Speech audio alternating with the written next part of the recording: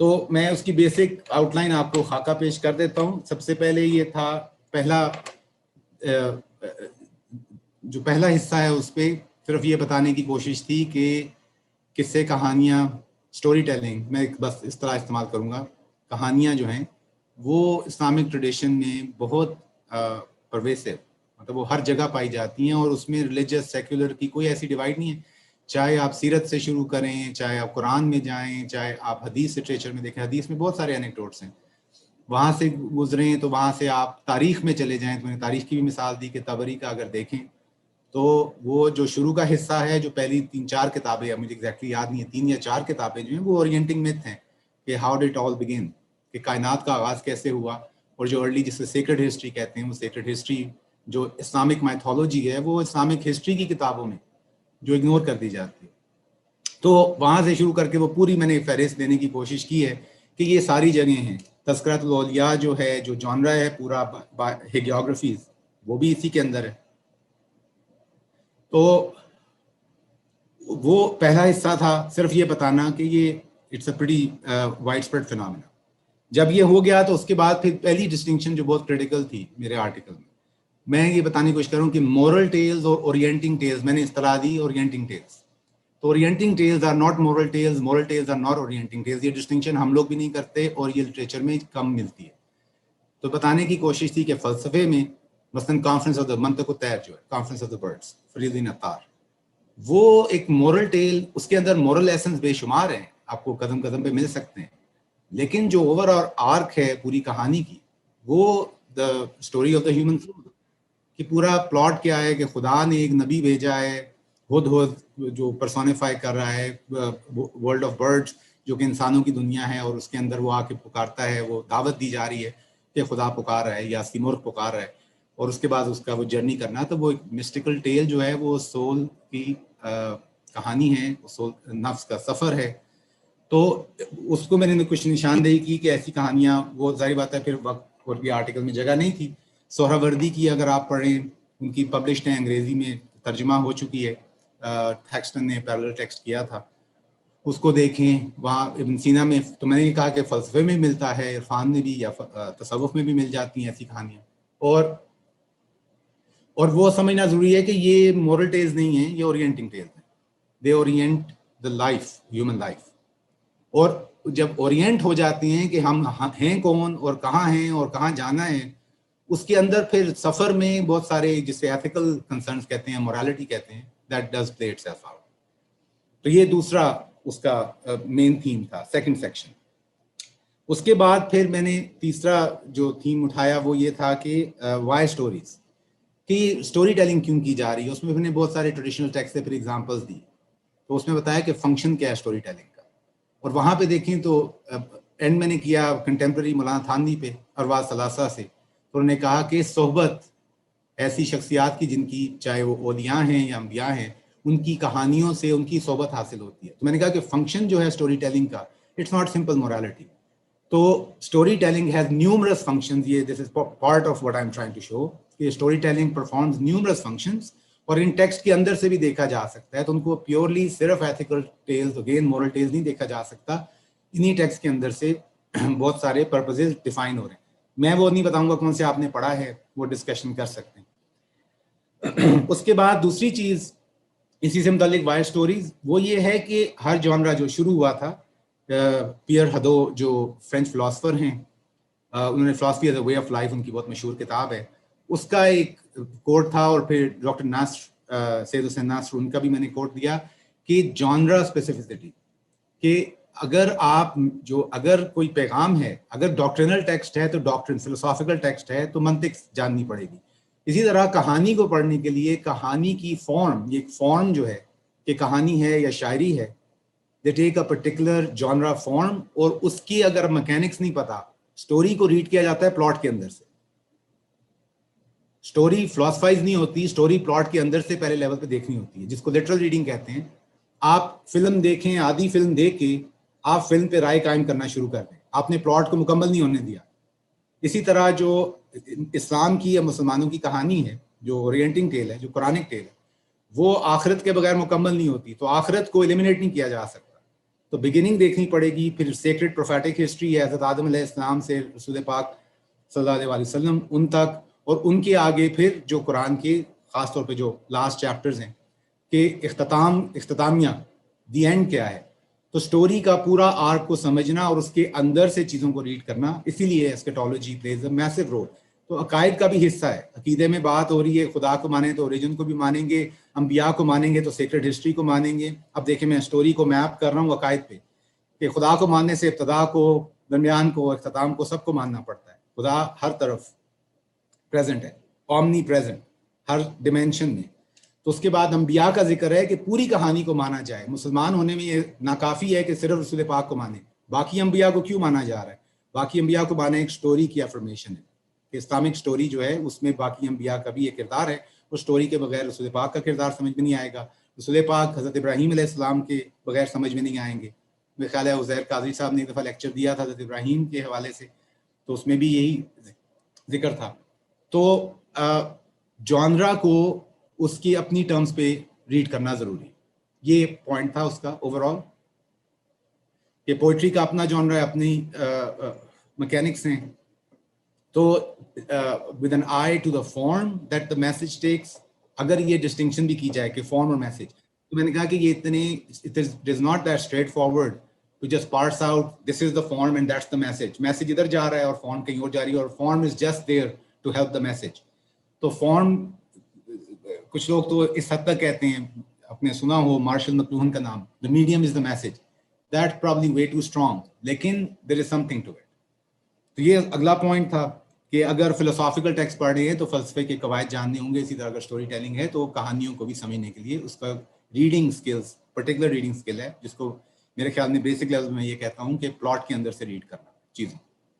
Plot is really crucial. वहाँ से आगे निकलें तो फिर स्टोरीज का जो वाई स्टोरीज का जो लार्जर पॉइंट है वो ये है कि उसमें बहुत सारे लोग, मैंने फलसफी भी साइट किए हैं, थियोलॉजियन साइट किए हैं, कि ये कहना कि स्टोरी जो है वो उसके एग्जिस्टेंशियल फंक्शन है। Stories are plots that can be lived, for example. Secondly, human subjectivity, अगर मुझे पूछा जाए मैं कौन हूं, तो मैं ये भी कह सकता हूं कि मेरी कहानी में my sense of my selfhood depends on my sense of my story of my life। क्योंकि ये मेमोरी में, क्योंकि जब मैं कहता हूँ कि मैं अगर एक शख्स हूँ तो जो पैदा होने से अब तक का सफ़र है वो एक ही सोल, एक नफ्स जो है उससे गुजर रहा है, तो वो एक कहानी जो है वो एक gives you a sense of selfhood। तो ये जिसको क्राइस्ट ने, स्टेफन क्राइस्ट ने कहा कि the narrative quality of experience, narrative quality of human experience. तो narrative is quite central to human selfhood. और इस तरह के फिर कुछ और पॉइंट्स। उसके बाद लास्ट में मैकिंटायर, एलिस्टेयर मैकिंटायर, जो मशहूर थॉमस फिलोसफर हैं, ट्रेडिशनलिस्ट माने जाते हैं, not in the traditionalist sense जिसमें अस्तनीस कहते हैं, लेकिन close enough on the Christian side. तो उनकी एक बड़ी मशहूर किताब है आफ्टर वर्च्यू। उसमें एक पूरा चैप्टर है ट्रेडिशन से मुताल्लिक, जहाँ पे वो कहते हैं कि ट्रेडिशन को वो डिफाइन करते हैं कि कम्युनिटी और ट्रेडिशन एक स्टोरीज के जरिए एंकर होती है। और ये बहुत ही खूबसूरत और ज़बरदस्त चैप्टर है जो लोग पढ़ना चाहें। इसमें जो रेफरेंसेज हैं, अगर आपको कोई चीज़ अच्छी लगे तो मेरी यही आपको रिकमेंडेशन है कि वो आर्टिकल्स उठाएं और वो पढ़ लें। तो वो साइट करने का मकसद ये भी है कि उस तरफ निशानदेही करना कि उनको ज़रा देखें ये लोग क्या कह रहे हैं। तो मैकिंटायर का वो चैप्टर जहाँ से ये कोटेशन ली गई है वो बहुत ही सिग्निफिकेंट चैप्टर है ट्रेडिशन को समझने के लिए। लेकिन उनकी मेरे ख्याल में ओरिजिनल कंट्रीब्यूशन है कि वो स्टोरी टेलिंग को ट्रेडिशन से मरबूत करें। तो ना सिर्फ कि एक इंडिविजुअल सेल्फहुड, बल्कि कम्युनल आइडेंटिटी या communal point of view is form through stories. और क्रिश्चियन साइड पे ये चीज़ ज़्यादा वाजे हो जाती है क्योंकि वो हज़रत ईसा की स्टोरी लिव कर रहे हैं। To be a Christian is to affirm Jesus story, जिसमें उनकी क्रूसिफिक्शन और रेजरेक्शन और ये वो उसका क्रिश्चियन ट्विस्ट है। लेकिन वो स्टोरी के बगैर क्रिश्चियन आइडेंटिटी बहुत मुश्किल है फॉर्म करना हज़रत ईसा की कहानी के बगैर। तो ये फिर ये वो सेक्शन था वाई स्टोरीज। वहाँ से निकल के फिर आगे, अब उस पर ज़्यादा बात करने की शायद ज़रूरत नहीं है इस फोरम से। जो मुद्दा है उस बुक का वो है नैरेटिव और एथिक्स के बाहम क्या वास्ता है। तो वहाँ पे 2-3 पॉइंट्स थे कि इस्लामिक एथिक्स में पिछले तकरीबन 1940-50 से जब इस्लामिक एथिक्स इंट्रोड्यूस किए और कुछ लोगों का नाम दिया, वहाँ पे एक डिवाइड चल रही है, क्योंकि वो हाई मॉडर्निटी का दौर है, उसमें reason centric, reason dominates everything. अगर चीज़ें रैशनल नहीं हैं, सिस्टमैटिकली रैशनल नहीं हैं, यानी रीजन सिस्टमैटिक रैशनलिज्म पे अगर चीज़ें बिल्ड नहीं की गई तो वो सीरियस एथिक्स देखे नहीं जाएंगे। स्टोरी टेलिंग सिस्टमैटिक है नहीं, story telling as a genre was totally suspect in enlightenment people's eyes. इसीलिए ये बात सबको पता है कि जो ओरल लिटरेचर है, चाहे अफ्रीका का है या किसी भी और इलाके का, that always ended up in the children's section of the libraries, including मैं बचपन में आर्मी सेंट्रल लाइब्रेरी जो रावलपिंडी में, वहाँ पे जाता था तो किस्से कहानियों के लिए ये सारी फोक टेल्स, जिन्हें हम फोक टेल्स कहते हैं, वो लोक कहानियाँ हमेशा आपको चिल्ड्रन सेक्शन में मिलती। और इसका ताल्लुक लाइब्रेरी सिस्टम क्लासिफिकेशन का जो है, ये एनलाइटमेंट के बाद आया। जो लाइब्रेरी ऑफ कांग्रेस सिस्टम है कि किताबें, एक रिलीजियस स्टडीज भी है, लिटरेचर जो है वो पाकिस्तान, जो इंडिया पाकिस्तान का आता है तो वो पी में चला जाता है। ये जो क्लासिफिकेशन सिस्टम है ये बहुत हद तक मिरर कर रहा है एनलाइटमेंट पर्सपेक्टिव को। तो ये समझना जरूरी है कि क्लासिफिकेशन किताबें लाइब्रेरी में ऐसे ही रैंडमली नहीं रखी गई, अनलेस कि कोई और सिस्टम है। बीच में ये बात होती थी कि हस्तनीस की अपनी लाइब्रेरी है तो उसको ऑर्गेनाइज किया जाए। तो मैंने कहा कि हमें अपना क्लासिफिकेशन सिस्टम बनाना चाहिए कि हम उसको रेप्लिकेट ना करें जो मगरब में। आपने देखा होगा किताब है, किताब का बैक होता है तो वो लिखा होगा रिलीजन है, ये फिलॉसफी है। अब ये मेरे पास किताब है, ये कहती है रेफरेंस है, ये रेफरेंस किताब है। तो किताबों को मार्क किया जाता है और उसके मुताबिक उनको कोड असाइन होते हैं। तो वो कोड में फोक टेल्स जो हैं वो ये मेरे नाइजीरिया के प्रोफेसर थे, ओरल लिटरेचर की क्लास अंडर ग्रेजुएट में ले रहा था, तो उनका बहुत बड़ा रेंट था कि पूरा अफ्रीकन फोक लिटरेचर, जो उनकी सारी मिथ्स और उनकी ओरिएंटिंग टेल्स हैं, उनको इस तरह से डिसमिस किया गया। तो वो लड़ाई ये थी ओरल लिटरेचर वर्सेस रिटन। वो तो रिटन के टोटली खिलाफ थे, कहते ये रिटन तो होता क्या। और उनकी मुझे आज भी याद है, कहते हमारे वो कहते हैं कि वो उंगली ऊपर करें, कहते हैं I was pointing to the stars and all you saw was my finger. तो वो उस्ताद ने इस तरह क्लास शुरू की थी कि folk tales are always pointing to the stars but people could only see the finger, से कि क्या यार ये उंगली क्यों उठाई हुई है, तो इसको साइड पे करो। तो ये रैशनलिज्म का इस्लामिक एथिक्स पे या reception of study of Muslim text on ethics, इसका मानी ये हुआ कि पीपल लाइक तूसी, अखलाक जलाली, अखलाक तूसी, या इब्न मिस्कावे जिनका मशहूर टेक्स्ट है तहज़ीबुल अखलाक, और इस तरह के टेक्स्ट जो हैं वो तो एथिकल काउंट हुए। लेकिन बाकी ये जो सारे जॉनरास जो मार्क किए जा रहे हैं, जिस तरह गुलिस्तान सादी, वो लिटरेचर में चले जाते हैं। लिटरेचर से निकले तो वो फोक टेल्स में चले गए, फोक में चले गए, तो वो बैकवर्ड, वो in a sense pre rational stage of humanity के टेक्स्ट हैं। तो रैशनल पॉइंट ऑफ व्यू से, from the point of view of rigorous understanding of life and ethics and whatnot, they were deemed irrelevant. तो ये माजिद फ़खरी हैं जो Islamic philosophy के scholar थे, मेरा ख्याल अमेरिकन यूनिवर्सिटी ऑफ बैरूत के थे। उन्होंने एक टेक्स्ट बुक लिखी थी एथिकल थेरीज इन इस्लाम। वो थेरी का बात करना, एथिकल थेरीज, अगर थेरी नहीं है, सिस्टमैटिक थेरी नहीं दे रहे, तो it's not really ethical, it's not comprehensive enough, not rigorous enough. वो दिखाने की कोशिश है। और फिर ये दिखाया कि 90s के अराउंड यहाँ से चीज़ शिफ्ट करती है, क्योंकि पोस्ट मॉडर्निज्म है सेट इन, जिसका मतलब ये है कि ना सिर्फ कि अब जो रेन ऑफ रैशनलिज्म है वो ख़त्म हो रहा है, लेकिन उसके साथ जो ज़्यादा बड़ा चैलेंज है, जहाँ पे आर्टिकल आके ख़त्म हो रहा है, वो ये है कि अब story telling, there is no orienting tale, it is almost impossible to have an orienting tale, there is no big narrative, there is no big story, all big stories are suspect, क्योंकि वो they can oppress people, they can be used by powers that may be, और इससे suppress किया जाएगा। तो अब last act इस वक्त ये चल रहा है कि उन लोगों की कहानियाँ, चाहे वो जेंडर मार्जिनलाइज्ड हैं या पॉलिटिकली मार्जिनलाइज्ड हैं या कॉलोनियली मार्जिनलाइज्ड थे या किसी भी लेवल पे, उनकी स्टोरीज को उभारने की ज़रूरत है, and that's the only thing that's left. लेकिन इसलिए जो पोस्टस्क्रिप्ट है वो ये इसकी कंप्लेन है कि क्या orienting tales as true real stories that people used to live, is there a possibility anymore? Without addressing that, Muslim ethicist can not really do Islamic ethics. और उसके बाद एक और पॉइंट फाइनली वो ये था कि कहानियों की बम्बार्डमेंट हुई है। तो उस पर मैंने जो, अगर किसी ने पोस्टस्क्रिप्ट पढ़ा है तो ये पढ़ा होगा कि टीवी सीरियल्स चल रहे हैं, 1 लाख फिल्में बन रही हैं, आपके पास टीवी सीरीज हैं, वो पहले आपको सीजन होता था 13 किस्तों पे एक सीजन के अंदर, या गर्मी है या सर्दी है, अब सीजन वीकेंड पे खत्म हो जाता है, वीकेंड पे पूरा सीजन देखा जाता है, तो इसलिए सीजन का कोई मानी नहीं है। तो उसमें लिखा था कि ये इतना ज़्यादा बम्बार्डमेंट, जो स्टोरीज ओवरकिल जो शुरू हुआ है कमर्शलाइज्ड, तो ये कैपिटलिज्म का फेस है कि अब हर चीज़ पैकेज, अगर स्टोरीज पसंद आ रही हैं तो स्टोरीज को इतना पैकेज करें, इतनी ज़्यादा स्टोरीज अब इतनी ज़्यादा बम्बार्ड करें, it is hardly possible to distinguish what's more important, what's less important, intriguing story, so long audience likes it, it's all good, वगैरह वगैरह। तो ये एक और पोस्ट मॉडर्निटी या लेट मॉडर्निटी में उसको कहूँगा, मॉडर्निटी की implications है पोस्ट मॉडर्निटी, उसका एक और चैलेंज आया कि ये stories are back, but they are back in a very different form, in a very different guise, और उसकी एक अपनी इंडस्ट्री बन चुकी है, स्टोरी से बम्बार्ड किया जा रहा है, और स्टोरीज को एक और लेवल पे एंटरटेनमेंट के लिए, they don't become orienting tales.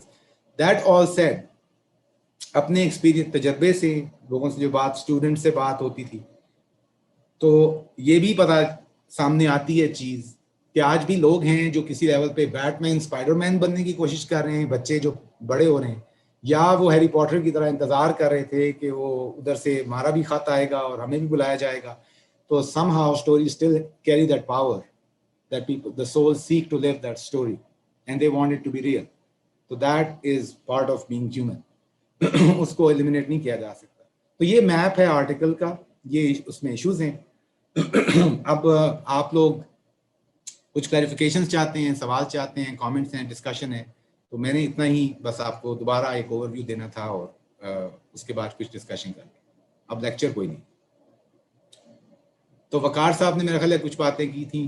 वकार साहब आप शुरू करना चाहें तो आप वो बताएं, बाकी भी सुन सकें। अच्छा, क्लियर है, आर्टिकल क्लियर है, जो मैंने बात कही वो क्लियर है, बस एक लास्ट सवाल, इसमें कोई मेजर कंफ्यूजन तो नहीं है, ये हुई तो वो जरूर पूछेगा। जी वकार साहब। जी, मैं ये भी क्लास शुरू होने से पहले जो हम आपस में बात कर रहे थे, बस वही चंद बात है कि देखिए, ये आपने तो इसको फ्रॉम एथिक्स पर्सपेक्टिव, और जो एथिक्स की कह लीजिए जो एकेडमिक एंगल से जो उसकी स्टडी है, उसमें जो स्टोरीज का जो मकाम है, और जिस तरह उसको डिस्करेज किया गया या इसको स्टडी ही नहीं किया गया, उसको समझा ही नहीं गया कि ये पार्ट हो सकती है ऐसे। इसी तरह वो हम जो बात कर रहे थे उर्दू लिटरेचर में भी, हालांकि हमारे लिटरेचर के अंदर बहुत से किस्सा कहानियां वगैरह मौजूद हैं, मगर उसको हमेशा लिटरेचर का हिस्सा नहीं समझा गया, बल्कि उसको कहा गया कि ये कमतर दर्जे की तहरीर है। और अदब में अदीब सिर्फ उसी को समझा गया जो किस्सों से बाहर निकल के अपनी इमेजिनेशन से कुछ चीज़ें क्रिएट करे, जो कि पुराने जो एक तसलसल चला आ रहा है किसी कहानी का, उसको ना ले। और उस सिलसिले में एक मिसाल मैंने आपको इम्तियाज़ अपने उनकी भी दी थी। तो वो अब इतने बड़े जिसको कहते हैं, यानी राइटर को भी एक नकाद उनको इस तरह डिसमिस करते हैं कि ये किस्सा गो है, क्योंकि वो उमूमन अपने यानी कहानियों में और अपने अफसानों में या उसमें नावल्स में भी बहुत से किस्से मुख्तलिफ, खुसूसन ये हिंदू माइथोलॉजी से लेकर, वो जब उसको इनकॉर्पोरेट करते हैं, तो अगेन वो यानी एक नॉर्म एक कह लीजिए एक मिजाज बन चुका था। अब किसी हद तक यानी उसके काउंटर नैरेटिव भी डेवलप हो रहा है, मगर अगेन अभी भी मिजाज यही है कि जी ये किस्सा जो है ये अदब का हिस्सा नहीं है। सो ये तो मेरा उस एंगल से एक पॉइंट था। अच्छा, एक दूसरा पॉइंट जो आपने बात की थी मार्शल मैकलुहन के एंगल से, मीडियम इज द मैसेज। अच्छा, ये जो आपका जो पोस्ट स्क्रिप्ट है जहाँ पे आपने जिक्र किया कि अब चूंकि स्टोरी कह लीजिए, स्टोरी का जो ज्यादा एंगल, ज्यादा जो मीडियम नजर आ रहा है वो टीवी या ये केबल या ये ऐसे कह लीजिए मीडियम है, तो स्टोरी जहाँ पे पेपर के ऊपर वर्सेस एक विजुअल मीडियम, अगेन मार्शल मैकलुहन की बात करूंगा, इज ऑल टुगेदर डिफरेंट, उसकी फिर डायमेंशन हो जाती है। यानी जी क्योंकि मैसेजिंग जो एक टीवी से आ रही है या एक स्क्रीन से आएगी एक विजुअल एंगल से, वो एक पेपर के ऊपर से जहाँ पे एक आदमी अपनी आंखों से देखकर उसको पढ़ रहा है और उसको एब्जॉर्ब कर रहा है, वर्सेस वो चीज जहाँ पे वो कानों से भी सुन रहा है और आंखों से भी वो absorb, it's an all together. So fundamentally yes, वो एक ही स्टोरी है जो कागज पर भी होगी और जो मीडियम पर भी होगी, but because the medium is different, तो जो मैसेज है वो भी डिफर कर जाएगा। और मैं पर्सनली जाती तौर पे मार्शल मैकलूहन के, ठीक है वो आपने कहा बड़ी एक्सट्रीम पर है, मगर मैं जनरली उससे एग्री करता हूँ कि द वे सेम चीज on a different medium sometimes distort तो नहीं कहना चाहिए, बट मैसेज की डायमेंशंस बदल जाती हैं। So my two cents on this. Thank you. ये बहुत आपके जो दूसरा नुक्ता मार्शल मैकलूहन वाला है, पहली बात आपकी जो डिस्टिंक्शन ये हो रही है कि सीरियस रिगरस एथिक्स वर्सेस जिसको वे कह रहे हैं कि थेरीज, एथिकल थेरीज वर्सेस कि नॉट सो सीरियस, वही डिस्टिंक्शन लिटरेचर में भी की गई कि सीरियस लिटरेचर, ये जो अभी पहला पॉइंट था आपका वकार साहब, कि वो ये है कि जो सीरियस लिटरेचर है वो किस्सा खानी नहीं हो सकती सीरियस लिटरेचर का। तो ये डिस्टिंक्शंस कहाँ से आ रही हैं और उनकी बेसिस क्या है, ये सोचने वाली बात होती है। तो पहला पॉइंट था कि ये मेरे ख्याल में इसकी भी बैकग्राउंड हिस्ट्री आपको इनलाइटनमेंट के वही जो इंटेलेक्चुअल लाइफ और पर्सपेक्टिव्स और क्लासिफिकेशन ऑफ नॉलेज, अगर आपको मौका मिले तो डिडरो ने जो इंसाइक्लोपीडिया शाया किया था, मेरा ख्याल ऑनलाइन मिल जाएगा, उसके शुरू में है मैप ऑफ ह्यूमन नॉलेज, उसमें सारे डिसिप्लिन रैंक हैं और पोजिशन हैं। दूसरा मुसलमानों ने एक क्लासिफिकेशन ऑफ नॉलेज की थी, हायरार्की और different discipline, how do they relate to one another. तो एनलाइटमेंट में जो इंसाइक्लोपीडिया, आज हम विकीपीडिया यूज कर रहे हैं, इसके पीछे पहला इंसाइक्लोपीडिया डिडरो का इंसाइक्लोपीडिया है जो फ्रेंच में था, उसमें सारे डिसिप्लिन क्लासिफाइड। तो उसमें आपको देखना चाहिए कि लिटरेचर कहाँ पे है, हिस्ट्री कहाँ पे है, तो आपको थोड़ा पता चलेगा कि उस दौर में प्राइम यानी सिग्निफिकेंट डिसिप्लिन कौन से थे। तो science had a much more significant role. Literature जो है पीछे चला जाता है, और फिर लिटरेचर में फर्दर डिस्टिंक्शंस आएंगी, तो ये जिसे हम किस्सा गोई कहते हैं, लोक दास्तानें, वो पीछे रह जाएंगे। तो ये तो पहला पॉइंट। दूसरा पॉइंट उससे भी ज़्यादा सिग्निफिकेंट है, ये आर्टिकल में ना जगह थी और ना रेलिवेंट था, कि अल्टीमेटली पॉइंट जो वकार साहब हाईलाइट करें मार्शल मैकलूहन से, कि we need to pay attention to the medium. और मीडियम यहाँ से शुरू नहीं होता कि स्टोरी लिखे हुए आप पढ़ रहे हैं या आप एक्चुअली देख रहे हैं स्क्रीन के ऊपर। ये शुरू होता है मसलन orality versus writing. Medium, oral medium, अगर you can do this thought experiments, आप बैठ के सोचें, फर्ज करें राइटिंग को एलिमिनेट कर दिया जाए, आज writing is not an option for you. It's almost impossible to imagine. लेकिन अगर आप थॉट एक्सपेरिमेंट करें कि राइटिंग एग्जिस्ट ही नहीं करती, writing is not an option, what you are tapping into is thousands of years of human experience across time and space. कि writing as a medium, as a tool, as a technology, this is the first level technology. उसके introduction से, और जो famous myth फेडरस में है कि बादशाह ने वो बनाया, बादशाह ने बुलाया एक ग्रीक गॉड ने बुलाया एक बादशाह को, और उसने कहा कि आओ, उसको जजमेंट ऑफ थेमस मेरा ख्याल है बादशाह का नाम था, उसे कहा कि आओ मैं तुम्हें अपनी इन्वेंशन दिखाता हूँ जो मैंने इंसानों के लिए बनाई है, बड़ा तुम्हें मजा आएगा। तो उसे दिखाता गया, तो बादशाह बड़ा खुश था। फिर एक टाइम उसने कहा कि मैंने तुम्हें राइटिंग दी है, राइटिंग से मेमोरी बढ़ेगी और इल्म बढ़ेगा और ये बढ़ेगा। तो बादशाह ने कहा नहीं, इससे ज्यादा खतरनाक चीज तो आप बना नहीं सकते, इससे तो जहालत फैलेगी, इससे ये होगा, इससे होगा। तो ह्यूमन मेमोरी वर्स जो है उसको डिपेंड करना पड़ता, मतलब ह्यूमन मेमोरी पे हमें डिपेंड करना पड़ता अगर ओरल कल्चर होता। जब हम बड़े हो रहे थे, फोन थे, नंबर याद होते थे लोगों के, आज किसी का नंबर आपको याद नहीं होगा, अपना भी नंबर शायद ना आता, मुझे तो अपना भी नंबर नहीं आता। तो फोन नंबर से शुरू करें कि मेमोरी यूटिलाइज नहीं होती। तो अगर टेक्नोलॉजी या मीडियम है वो किसी एक टूल के तौर पे यूज हो रहा है, तो किसी ह्यूमन कैपेसिटी के एक्सपेंस पे, अगर मेरी मेमोरी यूटिलाइज हो रही है तो इट गोज डीपर। अगर मेमोरी यूटिलाइज नहीं हो रही, वो मसल जो मैंने इस्तेमाल नहीं किए वो मसल कमजोर हो जाएंगे। तो memory muscles are much weaker now. ये बहुत शुरू में प्लेटो कह रहे हैं कि ये नहीं होना चाहिए, राइटिंग के आने से बहुत ज्यादा नुकसान पहुंचेगा। तो writing is a medium. Writing चूंकि मीडियम है, बहुत दफा ये रैंट तो ये स्कॉलरली पॉइंट है जो मैं पेश कर चुका हूँ कि राइटिंग से प्रिंटिंग प्रेस पे जाने से religious world completely transformed. Protestant Reformation happened because there was printing press. so you can have your Bible printed in your pocket. Otherwise, you cannot say sola scriptura, scripture alone. Scripture है ही नहीं, कहाँ से sola scriptura? Scripture पढ़ने 4 लोगों ने हाथ से लेके कॉपी कर रहे हैं तो सारों ने scripture थोड़ी पढ़ने, उससे लिटरेसी बढ़ती है, लिटरेसी के बाद अगर प्रिंटिंग प्रेस, तो आइडिया के मीडियम, आज ये जो पूरी कॉन्वर्सेशन अगर मीडियम पे करेंगे, इसकी एप्लीकेशन जानी चाहिए कि स्मार्टफोन, अगर मार्शल मैकलून जिंदा होते, उन्होंने टीवी को भी देखा, वो इंटरनेट तक नहीं आ सके, इंटरनेट वर्ल्ड तक ही wasn't around. If he were around, तो वो कहेंगे कि इंटरनेट को इस्तेमाल करने से, जब मैं एक विंडो खोलता हूँ, एक ब्राउजर खोलते हैं, आप 6 साइट्स पे, लिटरली आप कह रहे हैं, आप 6 साइट्स पे बैठे हैं, you are in 6 places at one time. What does it do to your concentration? 15 apps खुले हैं और 6 मेरे पास ब्राउजर्स में वेबसाइट्स खुली हैं और मैं उनमें क्लिक करता जा रहा हूँ, तो it's like I am running between 6 rooms in my house. अगर मैं कहें कि हर site is a place, its own world, तो मैं उनमें भाग रहा हूँ. प्लस मैंने 15 ऐप्स भी खुली हैं and I am constantly moving back and fourth among that. तो उससे मेरी कॉन्सेंट्रेशन को के साथ क्या होगा?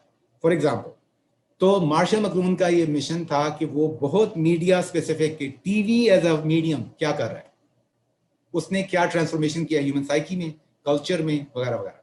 उसी तरह से अगर आगे आ जाएं तो ये स्टोरी टेलिंग भी एक मीडियम है. वो अगर ओरल होता तो कुछ और होता, रिटन फॉर्म में आएगा तो it will take a different form.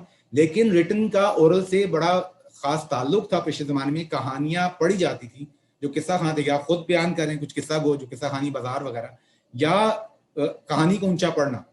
एक शख्स है कहानी किताब से पढ़ रहा है, या रोज़ा खानी जो होती थी शिया ट्रेडिशन में, तो वो पढ़ी जा रही है, वो ओरली परफॉर्म हो रही है रिटन टेक्स्ट, लेकिन इट इज परफॉर्म्ड ओरली. तो that creates a different kind of ambience, एक रीडिंग टुगेदर वर्सेस अपने अपने ऐप्स पे, अपने अपने फोन्स पे. आपने मेरा आर्टिकल पढ़ा है, अगर आप एक बंदा वो आर्टिकल थिंकिंग आउट लाउड पढ़ रहा होता और उस पर डिस्कशन इंटरेक्टिव वो होती, वो रोकते, पॉज करते, डिस्कशन होती, experience would have been completely different.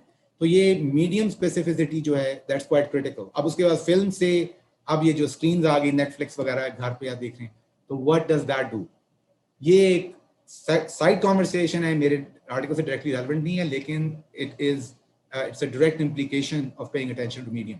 कि medium shapes our way of thinking, our way of being, our way of engagement, और उसके consequences हैं consciousness के level पे भी और community के भी level.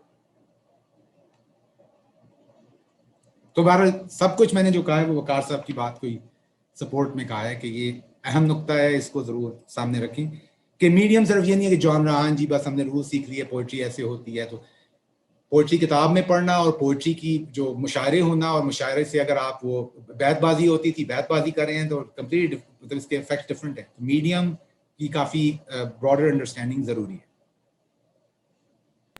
अच्छा जी, और कोई नुकात, कोई चीज़ क्लैरिफिकेशन चाहें? ये बात आपने कैमरा खोला हुआ है. वो तो मैंने शुरू में ही खोल दिया था, क्योंकि रिजवान साहब ने कहा कि जो पर्दे में नहीं है, तो मैं क्योंकि नहीं हूँ तो मैंने कहा चले मैं face to face I can relate, क्योंकि मुझे भी मीटिंग्स में बहुत मुश्किल होता है if I am just looking at my self या looking at nobody actually. Thank you very much Rizwan sahab. मैंने आपका आर्टिकल स्किम किया था, पढ़ा तो नहीं था, आई वुडंट कॉल इट पढ़ना, बट मुझे बहुत मजा आया और बहुत अच्छा लगा. I just have a couple of questions, just आप इलेबोरेट करना चाहें या कमेंट करना चाहें. एक तो मैं जानना चाह रही थी कि आपने जो ये केस बिल्ड किया है कि जी जो स्टोरी टेलिंग है उसको as a serious resource to define or understand morality in Islam, वो नहीं किया गया. So I just want to understand कि अगर ये किया जाए तो do you expect the framework of morality to be different from what it is understood to be today, or to be richer? वो आप क्या समझते हैं, क्या impact होगा अगर हम इसको भी as a serious resource treat करें in our academic or in our philosophical frameworks? और दूसरा, आई वॉज जस्ट थिंकिंग थोड़ा सा प्रेजेंट कंपनी क्या कहते हैं उसको, एग्जेम्प्टेड और वट एवर, थोड़ी एकेडेमिक्स जो है ना इन दिस मॉडर्न वर्ल्ड, वो थोड़ी स्नॉबिश है. It's a club of exclusive people who claim to be the height of intellectuals. तो उसमें ये जो आप जो डिस्टिंक्शन है, जबकि जो स्टोरी टेलिंग है वो कॉमन आदमी की है, मुझे लगता है way of relating and understanding and interpreting the world. तो मुझे लगता है उससे भी थोड़ी सी ये जो इतनी डिस्टिंक्शन आ गई है between people who are seen as defining our academic and our philosophical frameworks versus people, the common man, उसकी वजह से भी ये एक जो बहुत मतलब सीरियस किस्म की सेपरेशन हमें नजर आती है, वो भी मुझे लगता है कि इसका ड्राइवर हो सकती है। So just these two comments and observations, thank you. अच्छा जी शुक्रिया। अच्छा, पहली बात कि इससे स्टोरी टेलिंग से फर्क पड़ेगा, तो पहले जो आर्टिकल मैंने बार बार दोहरा के कहा कि एथिक्स उसकी एक एप्लीकेशन है, एक इम्प्लीकेशन। अगर स्टोरी टेलिंग की तरफ मुतवज्जो हुआ जाए तो एथिक्स के, चूंकि मेरा फ्रेम एथिक्स का था, एथिक्स पे किताब आ रही है, लेकिन मैं बार बार कहने की कोशिश कर रहा हूँ कि इसकी इम्प्लीकेशन बहुत सारी हैं। Orienting tales are not morality tales. अब सवाल ये है कि do we need to be oriented in life? Of course we do.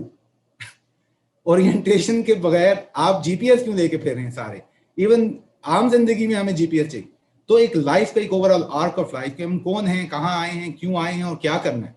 तो एक बेसिक जो ओरिएंटेशन है वो मोरालिटी से बाहर है, लेकिन orientation has serious ethical implications. अगर if I am oriented a certain way तो ethics emerge out of orientation. तो ये पॉइंट है कि orientation is more fundamental than particular moral ethical teachings. वरना निकलेगा जो मगरिब में निकला, certain kind of moralism, everything is about morality. एक सर्टेन काइंड ऑफ मोरलिज्म हमने भी शुरू किया जो अगर मगरिब से इंस्पायर्ड है, ये मोरल है, ये मोरल नहीं है, ये मोरल नहीं है ये। अगर हम वो कहते हैं ना हलाल हराम से शुरू करते हैं, तो नेक्स्ट लेवल जब हमें कहते हैं कि ज्यादा रिलीजियस होना है, तो फिर हम कहेंगे सही गलत सही गलत सही गलत, ये अखलाकी है, ये गैर अखलाकी। अब ओरिएंटेशन सारी गलत हो, अखलाक ठीक हो,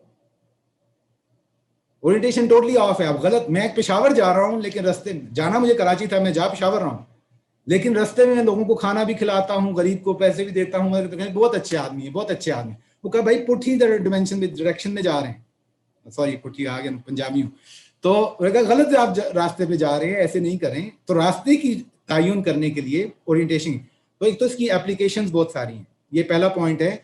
दूसरा, अब इसको सामने रखिए, इसकी मिसाल है गुलिस्तान सादी जो है, was not simply taught just to teach, either just to teach morality or just to teach language, but both। फारसी भी आप सीख रहे हैं, साथ आप फारसी सीख रहे हैं, साथ आप हिकमत सीख रहे हैं जो विजडम है। Wisdom is not morality. आप मुझे बताएं इसमें हिकमत क्या है? सादी बेवक्त वक्त दो कहानियां बयान करें।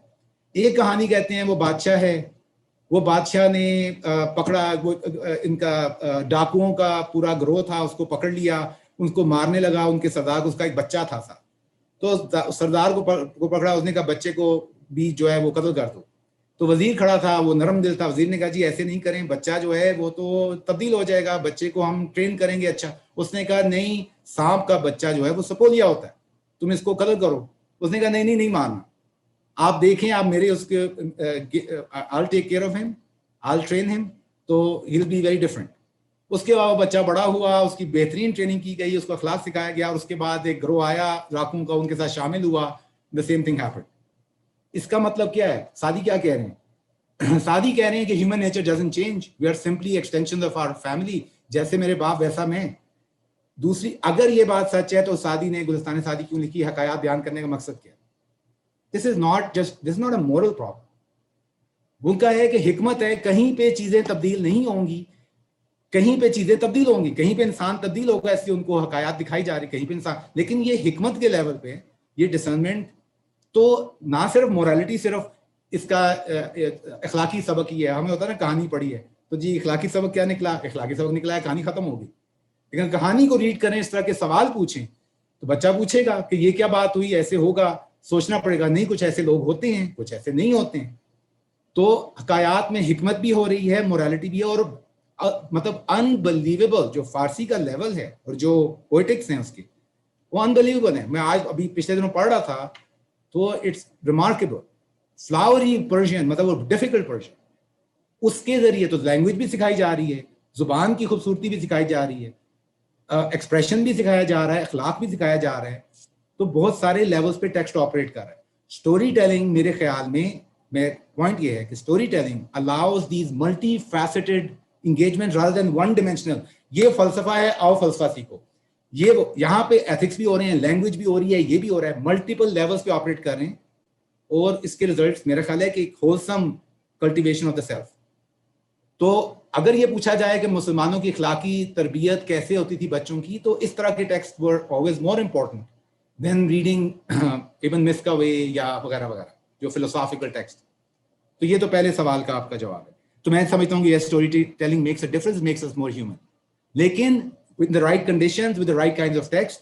कि अगर मैं रिकॉग्नाइज ही नहीं करता कि Saadi is just like I don't know somebody John Grisham, Saadi और जॉन ग्रिशम एक ही हैं, तो ग्रिशम को पढ़ लो, ये भी स्टोरी टेलिंग है। तो अगर genre, that stupidity, I don't think that works. तो यहाँ पे एक लेवल पे ट्रेडिशन के अंदर होने के ये फवायद है कि पता होता है इंसान को कि टीचर्स कौन है, किन की हिकमत, कौन हकीम लोग हैं, किन लोगों की इनसाइट्स मैटर करेंगी, मैं इनसे बेहतर इंसान बनूंगा, उनसे हिकमत ले लूँ, ज्यादा एरोगेंट ना हूँ।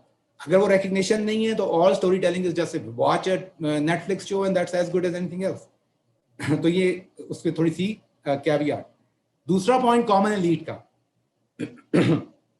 आज में शायद ये बात सच हो, और ये बात सच है, एनलाइटनमेंट की बात से ये बात सच है, लेकिन आर्टिकल को आप देख लें जो मैंने एग्जांपल्स दी हैं, मैं यहां तक कह सकता हूं कि कुछ टेक्स्ट इसमें फिलोसफर्स लिख रहे हैं,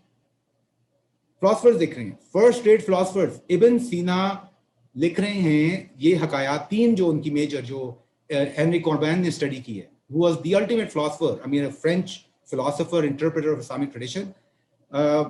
हेनरी कॉर्बैन ने एविसेना एंड विजनरी रिसाइटल है, ख्याल उसका नाम है, उसमें तीन एलेगोरीज रीड की हैं जो पैरेलल हैं, जिसको वो हिकमत इशराक या फलसफा इशराक, ओरिएंटल विजडम। इब्न सीना क्यों लिख रहे हैं कहानी? वो सिर्फ कहानी के लिए कहानी नहीं लिख रहे, कहीं पे इब्न सीना, सोहरावर्दी, फर्स्ट रेट फिलोसफर्स ये भी कह रहे हैं कि कुछ चीजें हम बयान नहीं कर सकते मगर इस कहानी, यानी genre is what allows me to actually express what I am trying to say. Regular systematic discourse would not help me do that. ये चीज अंडर एस्टिमेटेड है, अंडर एम्फसाइज्ड है, कि ये सिर्फ इसलिए लिख रहे थे कि let's just reach the message, कि कॉमनर्स को स्टोरीज चाहिए। कुछ लोगों ने कहानी इसलिए लिखी कि कहानी में मैं बयान कर सकूंगा, that genre would allow me to express myself more fully. इसी तरह कोई कह सकता है कि वो शायरी भी, इब्न अरबी शायरी भी लिख रहे थे, फतूहात में जगह जगह पैसेजेस हैं उनकी शायरी के, तो शायरी क्यों लिख रहे हैं? वो डेकोरेशन के लिए नहीं है। sometimes it just comes inspiration, and sometimes the medium, again attentiveness to medium allows poetry is meditative, वो meditative medium है। मेरी एक couplet can stand apart from anything else in existence, एक couplet can totally come from nowhere and can take me someplace else. It's a kind of a meditative, contemplative genre. Story telling में आप plot छोड़ेंगे, philosopher बहुत बुरे story tellers हैं actually. वो आप high इब्न यकजान पढ़ें, बोरिंग टेक्स्ट है एज अ नैरेटिव टेक्स्ट। दास्तान अमीर फार बीट हिम आप, लेकिन from another point of view useful है, क्योंकि उसमें फलसफा सिखा दिया, पूरा वर्ल्ड व्यू, फिलोसफर का वर्ल्ड व्यू उसके अंदर है हाई इब्न यकजान में, कि कैसे इंसान अपनी अक्ल के जरिए मुशाहिदे से शुरू करे और खुदा और कॉन्टेम्पलेशन तक जा सकता है। वो पूरा रास्ता रॉबिन्सन क्रूसो लोग कहते हैं उससे इंस्पायर्ड है। रॉबिन्सन क्रूसो जो है वो हाई इब्न यकजान से इंस्पायर्ड है। तो पूरी फिलॉसफी का फ्रेमवर्क, उसके मेथड, उसकी मेथडोलॉजी, और फिर फिलॉसफी और रिलीजन का कॉन्फ्लिक्ट भी उसमें दिखाते हैं। लास्ट पॉइंट, कुछ ऐसे लोग थे, ये एक मिथ बनी हुई है मगरिब में जो रीड करते हैं मिडिवल फिलॉसफी को, कि मुस्लिम फलसफी ये समझते थे कि फलसफे वाले लोगों को बात समझ में आती है, जो कॉमनर्स हैं, अवाम हैं, अवाम के लिए है दीन। जिसको फलसफा समझ आ गया उसको ये दीन वैसी समझ आ जाता है। दीन जो है वो पैराबल्स में, स्टोरीज में बात करते हैं, तो वो अवाम के लिए। तो कुछ ऐसे लोगों का रवैया हमेशा रहा है ऐसा, हाई कल्चर और ये तो जॉनरा ऐसे ही है, स्टोरी टेलिंग आम लोगों के लिए। लेकिन ये सिर्फ इस्लाम तक महदूद नहीं है। लास्ट पॉइंट, अगर आप बाइबल देखें, गॉस्पेल ऑफ मैथ्यू में disciple, most probably Matthew himself, वो पूछ रहे हैं हज़रत ईसा से, कहते हैं, और teacher you always talk in parables, why do you always talk in parables? और उसके बाद 15 पैराबल्स हैं उनकी, उसके जवाब में भी पैराबल ही सुनाते हैं, जिसे एलेगोरी कह लें। तो हजरत ईसा की पैराबल्स बहुत मशहूर हैं। The parable of the good Samaritan, parable of the vineyard, ये वो बहुत सारी तो कहते हैं, उनसे सवाल पूछते हैं, कहते हैं आप पैराबल्स क्यों बात करते हैं? तो उन्होंने जवाब ये नहीं दिया कि यार ये आम लोग हैं, इनको समझ नहीं आ रहा, मैं इनसे बस इनको कहानी सुना देता हूँ। वो पैराबल्स को एक हाई लेवल डिस्कोर्स देखा जा रहा है। तो इस पर डिबेट हो सकती है, पहले भी थी, आज भी हो सकती है, लेकिन I just think it's a potent genre, it's a potent way of doing things, except that the overkill, the overdose जो हो रही है इस वक्त, उसकी वजह से बात तब्दील हो जाती है। जीसस की पैराबल भी अगर मुझे लगे कि लॉर्ड ऑफ द रिंग्स चल रही है, I can make a distinction, ये जीसस बोल रहे हैं और ये जेके राउलिंग जो नहीं, वो दूसरे क्या नाम है उनका मशहूर आदमी, सीएस लुइस के दोस्त, या क्रॉनिकल्स ऑफ नार्निया, और जीसस के डिसाइपल है सीएस लुइस, वो लिख रहे हैं, और उसमें भी जो फिगर्स हैं वो काफी हद तक क्रिस्टिक हैं। तो अगर वो डिस्टिंक्शन हमारी खत्म हो गई तो फिर मुश्किल है। ठीक है, have I answered your question, these 2 points, कि कॉमन और एलीट की डिस्टिंक्शन एकेडमिक्स कोई बीमारी है, लेकिन they are overcoming it. Right now there are many academics who write novels. मैंने अपने आर्टिकल में भी 2 ख्वातीन का जिक्र किया जिन्होंने नॉवल लिखने शुरू किए हैं, वो सूफिज्म की स्कॉलर्स हैं, लेकिन they've started writing novels situating things in medieval Baghdad, for example. तो सूफी वर्ल्ड व्यू और सूफी लाइफ और लाइफ कल्चर उस दौर का रिवाइव करने की, ये जो हिस्टोरिक नॉवेल्स हैं ये भी बहुत इंटरेस्टिंग है कि कोई ऑटोमन से फैसिनेटेड है, कोई मुगल से फैसिनेटेड है, कोई एक nostalgia for the past, for the lost past is pretty real right now, और वो स्टोरी टेलिंग से बहुत सामने आ रहा है। वो नॉस्टैल्जिक मोड स्टोरी टेलिंग की तरफ लेके जा रहा है, एकेडमिक डिस्कोर्सेस कम है उसमें, और आर्किटेक्चर में भी है, एक फॉर्म आर्किटेक्चर में ये होता है, नजर आ रहा है, और दूसरा स्टोरी टेलिंग में बहुत ज्यादा पीपल लुक बैक। ये वाइकिंग्स आ रहे हैं, ये पता नहीं गेम ऑफ थ्रोन्स, ये मिडीवल वर्ल्ड से क्या फैसिनेशन है थ्रू स्टोरी टेलिंग। और अर्तुगरुल तो पाकिस्तान में तो पता नहीं क्या हो गया, अर्तुगरुल ने क्या कर दिया। जी अब कौन अच्छा Assalamu alaikum, sir. Sir, it's a wonderful session. Thank you very much for coming here today. मेरी एक फरमाइश है छोटी सी, अगर पूरी कर सकें तो। हमने moralistic tales versus orienting tales की बात की है, और उसमें हमने ऑब्वियसली फिर हम कुरानिक पर्सपेक्टिव की बात करें तो Quran is full of stories. तो ये भी हमें पता है कि कुरान का एक सरफेस मीनिंग है, फिर एक उसका डीप मीनिंग है, फिर फर्दर जो 4 लेवल्स आते हैं। तो हम usually as a moralistic tell लेते हैं कुरानिक टेल्स को। तो अगर आप कोई भी एक टेल को ब्रीफली जो ओरिएंटिंग टेल के तौर पे अगर पेश कर सकें, मतलब मोरलिस्टिक टेल तो है ही है ना, वो तो एक कोई नई बात नहीं होती, लेकिन considering that Quran is multifaceted और the meaning is much more deep than just, you know, the surface moralistic tale. कुछ भी छोटी सी स्टोरी प्लीज अगर कर सकें, just to give us a taste. Thank you. ये मुश्किल सवाल है। मुश्किल इसलिए है कि कुरान पे बात करते हुए हमेशा घबराता हूँ मैं, उसको हमेशा घबराए नहीं, वहाँ पे गलती की गुंजाइश कम है, सोच समझ के देख के समझ के बात करना चाहिए। मैं आपको सिर्फ कुछ स्टोरी टेलिंग कुरान में जिक्र करता हूँ। पैराबल्स कुरान में बहुत सारी हैं। एक प्रॉब्लम मेरा ये है कि कंपाइल की गई हैं, किससुल कुरान कंपाइल किए गए, लेकिन उस पर रिफ्लेक्शन, डीप रिफ्लेक्शन उस तरह नहीं की गई जिस तरह से आपको ये बाकी टेक्स्ट पे मिलती है। तो पैराबल्स बहुत सारी हैं। आप फॉर एग्जांपल सूरतुल कहफ है, उसके अंदर कई पैराबल्स शुरू से शुरू हो रही हैं। उसमें मोमेंट्स मैं इस वक्त ये नहीं बता सकता कि ओरिएंटिंग टेल कहाँ पे, कोई पर्टिकुलर टेल जो है वो ओरिएंटिंग है। मैं तो कहता हूँ कुछ तो आयात में मिल जाता है ना, कि वो कुछ आयात में आपको मसलन जो हज़रत आदम की तख्लीक और इब्लीस का आना है, ये बहुत इन्वोक की गई है डिस्कशन में कि इंसान की तख्लीक क्यों है, खलीफतुल्लाह है। अब ये जो स्टेटस है, इसके अंदर से आप पूरी एथिक्स निकालते हैं, इंसान को कैसे बिहेव करना, वो it's a direct result of being pronounced as खलीफतुल्लाह। ठीक है, और उस एपिसोड में शैतान का क्या फंक्शन है। अब ये टेल है, ये बिल्कुल कहानी चल रही है, कोई या टीवी शो बना लें जाके इस पे। तो उसमें शैतान का एक किरदार है। फरिश्ते कहते हैं क्यों भाई आप ना करें, ना बनाएं, ये आपको पता है ये बहुत फसाद फैलाएगा दुनिया में। खुदा कहता है मैं वो जानता हूँ तुम नहीं जानते। ये बड़ी अच्छी कहानी बनती है, आप गौर करें इसे। फिर शैतान का आना, शैतान की डिस्कशन, उसके बाद शैतान कहना मैं हटाऊंगा, ये जो शुरू का जो बिगिनिंग ऑफ ह्यूमन लाइफ के बारे में जो कहानी बयान हो रही है, एक लेवल पे ये ओरिएंटिंग है. It's about the origin of human life, what it means to be a human person, और क्या स्टेटस है और क्या करना है. दूसरी चीज जो हिंट की जा सकती है वो कहानी वो है कि मोमेंट्स हैं. मैंने मोमेंट्स के साथ हज़रत यूसुफ अलैहिस्सलाम का किस्सा है. मैं उसे समझता हूँ कि वो सिर्फ मोरल नहीं, वो एक्चुअली स्पिरिचुअल स्टोरी टेलिंग की बात हो, ओरिएंटिंग है इन अ वेरी डिफरेंट वे.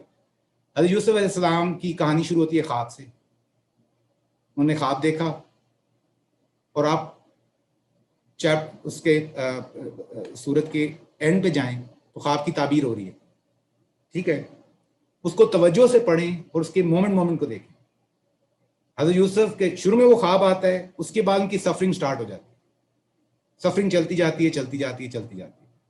क्या हुआ, भाइयों ने क्या किया, फिर बाजार में बिकते हैं, फिर वहां से जो जुलेखा उन्होंने क्या किया, फिर जेल में साथ, फिर ख्वाब भी करते हैं इंटरप्रेट, फिर भी 7 साल और खामोश बैठे रहते हैं. उनकी आवाज कम ही सुनने को मिलती है. पूरे कोई शोर नहीं किया, कोई शराबा नहीं किया, कुछ. अब कुरान कह रहा है कि ये ऐसा केसेस है. एंड में जाएं तो वो ख्वाब सच्चा हो गया. उस ख्वाब के आने में और ख्वाब के मुकम्मल होने में कितने सालों का गैप है. तो मैंने अपने बच्चों को जब पढ़ाता था, एक क्लास थी मेरी क्लासिक्स ऑफ इस्लामिक लिटरेचर, तो उसमें मैं एंड करता था इससे. बहुत सारी ये स्टोरीज पढ़ के, ये भी हमने हाई अबन यकसान पढ़ ली, उस वक्त तो हमने अमीर हमजा भी पढ़ी थी उस क्लास में, तो बहुत सारी इस तरह की कहानियां पढ़ के ये भी पढ़ लिया, मंतिक तैर. एंड में मैं कहता आप कुरानिक स्टोरी उठाते हैं और वो कह रही है सबसे खूबसूरत किस्सा है, मुझे बताओ ये खूबसूरत सबसे क्यों है. आम हालात में मैं सिर्फ पूछना चाहूंगा कि आम हालात में पूछे भाई क्या आपका क्या ख्याल है, इसको क्यों सबसे खूबसूरत किस्सा कहा जा रहा है. इस पे रिफ्लेक्शंस कम मिलती हैं हमारे यहाँ, होनी चाहिए, बहुत ज़रूरी है. लेकिन उसमें एक लाइन है, मेरा अंदाज़ा है, और ये अंदाजे से मुराद है क्योंकि लेवल्स हैं, तो जिस तरह मेरी इंटेलेक्चुअल स्पिरिचुअल ग्रोथ होगी उसी तरीके से मेरी रीडिंग कुरान की शिफ्ट होगी.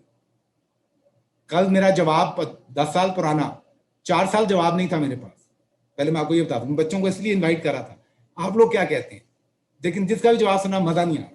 4 साल बाद एक चीज़ सामने आई, छोटी सी फ्रेज है सूरह यूसुफ में, फसब्रुन जमील एंड पेशेंस इज ब्यूटीफुल. अब ख्वाब के, मैं प्लॉट से रीड कर रहा हूं, ख्वाब के शुरू में ख्वाब क्या आ रहा है, अल्टीमेट चांद सितारे उनके आगे झुक रहे हैं. हो क्या रहा है जिंदगी में, जिंदगी में क्या हो रहा है, भाइयों से, घर से शुरू हुई ख्वारी और खत्म ही नहीं हो रही, फिर जेल में चले गए. तो ये मुझे लगता है डार्क नाइट राइजेस, वो अगर आपने देखी ना बैटमैन की, ये डार्क नाइट राइजेस का वर्जन है कि वो शुरू कहां से हो रहा है, द अल्टीमेट फिगर, वो जो हाउस ऑफ डेविड, उसके बंदे मेजर प्रॉफिट, ये उनके साथ हो क्या रहा है. तो एंड में वो ख्वाब सच्चा हुआ, इस हद तक सच्चा हुआ कि उन्होंने ख्वाब को अपने हाथों से सच्चा किया. उन्होंने कहा जाओ उनको भी लेके आओ, वो खुद नहीं आए. बहुत इंटरेस्टिंग है, ख्वाब ऑटोमेटिकली नहीं प्रूव हो गया कि वो सारे आए और सारे झुके. उन्होंने कहा नहीं ये जाओ मेरी लेके जाओ कमीज, बाप को भी बुला के लाओ, सारों को बुला के झुकवाया. तो in a sense he is collaborating, it's almost like God's will and his will are meeting in the end. लेकिन in between there is just सब्र. तो सब्र की अल्टीमेट स्टोरी है. अब ये ओरिएंटिंग टेल उस लेवल पे नहीं है कि ये tells you the story of, लेकिन it tells the centrality of सब्र, which is not just a moral thing. It's not about how I morally act, it's a certain disposition that has to run through life. तो वहां से आप सूरह असर पे जाएंगे, इल्लल्लज़ीना आमनू वतवस्साउ बिल हक़्क़ि वतवस्साउ बिस सब्र, वो जो सब्र की वसीयत करते हैं. अब सब्र की कमेंट्री सूरह यूसुफ में मिल जाती है. एक पॉइंट है, this not orienting in the ultimate sense कि लाइफ ओरिएंटेशनल है, but is orienting in terms of the disposition, in an attitude that one has to live through. इसी तरह कोई ग्रेटिट्यूड की मिलेगी. इसी तरह सूरह कहफ का जिक्र किया था, तो सबसे मशहूर जो सूफी पॉइंट ऑफ व्यू से है वो इनकाउंटर हज़रत खिज़र का और हज़रत मूसा का, उसको तो आप लोग शायद हस्तों से कई दफ़ा सुन चुके होंगे. वो बहुत बहुत ही इंटरेस्टिंग है. It's like a shocking story, बड़ी अच्छी फिल्म बन सकती है. और there are million ethical quote and cold moral questions that can be asked, जो हज़रत मूसा पूछ रहे हैं, यार इस बच्चे को ऐसे मार दिया, ये क्या बात हुई, ये कौन सा इल्म है और ये इल्म की कौन सी एप्लीकेशन है. बहुत डेंजरस कहानी है. खुदा ने चूज किया सुनाना, उसने कहा मेरा बंदा है, और ज्यादा ऑन कर रहे हैं कि मेरा बंदा मैं भेजा. और वहां पे सब्र पे, ये चूंकि सब्र पे बात आ गई, तो वहां पे हज़रत मूसा से ने जब कहा कि मुझे साथ ले जाएं, मैं आपसे सीखना चाहता हूँ, तो उन्होंने कहा नहीं, तुम सब्र नहीं कर सकोगे। और लाइन इंग्लिश तर्जुमा उसका बनता है कि how would you be patient with that which your experience does not encompass. ये लाइन सिर्फ इस पे गौर करें कि we are always impatient with what our experience does not encompass. तो अगर पेशेंस है तो उन्हें बोल दिया तुम्हारे तजर्बे में जो चीज, मुशाहिदे और तजर्बे से जो चीज बाहर है उस पर तुम साबिर नहीं हो सकते, तुम कर नहीं सकता इंसान। लेकिन जिंदगी का सफर, मुशाहिदात और तजर्बात ऐसे ऐसे होते रहेंगे। तो सब्र के हवाले से कमेंट्री आपको इस तरह से, मेरा पता है कि ये जो थीम्स हैं स्टोरीज के अंदर से, वो आप उस स्टोरी को पढ़े तो बहुत मुश्किल है। हजरत मूसा के लिए बहुत मुश्किल काम, और हम ज्यादा हजरत मूसा के साइड पे नजर आते हैं। वो ऐसा करेंगे, हम ये क्या कर रहे हैं, कश्ती को कौन सुराख करता है कश्ती के अंदर चलते पानी में, बच्चे को कौन मारता है इस तरह।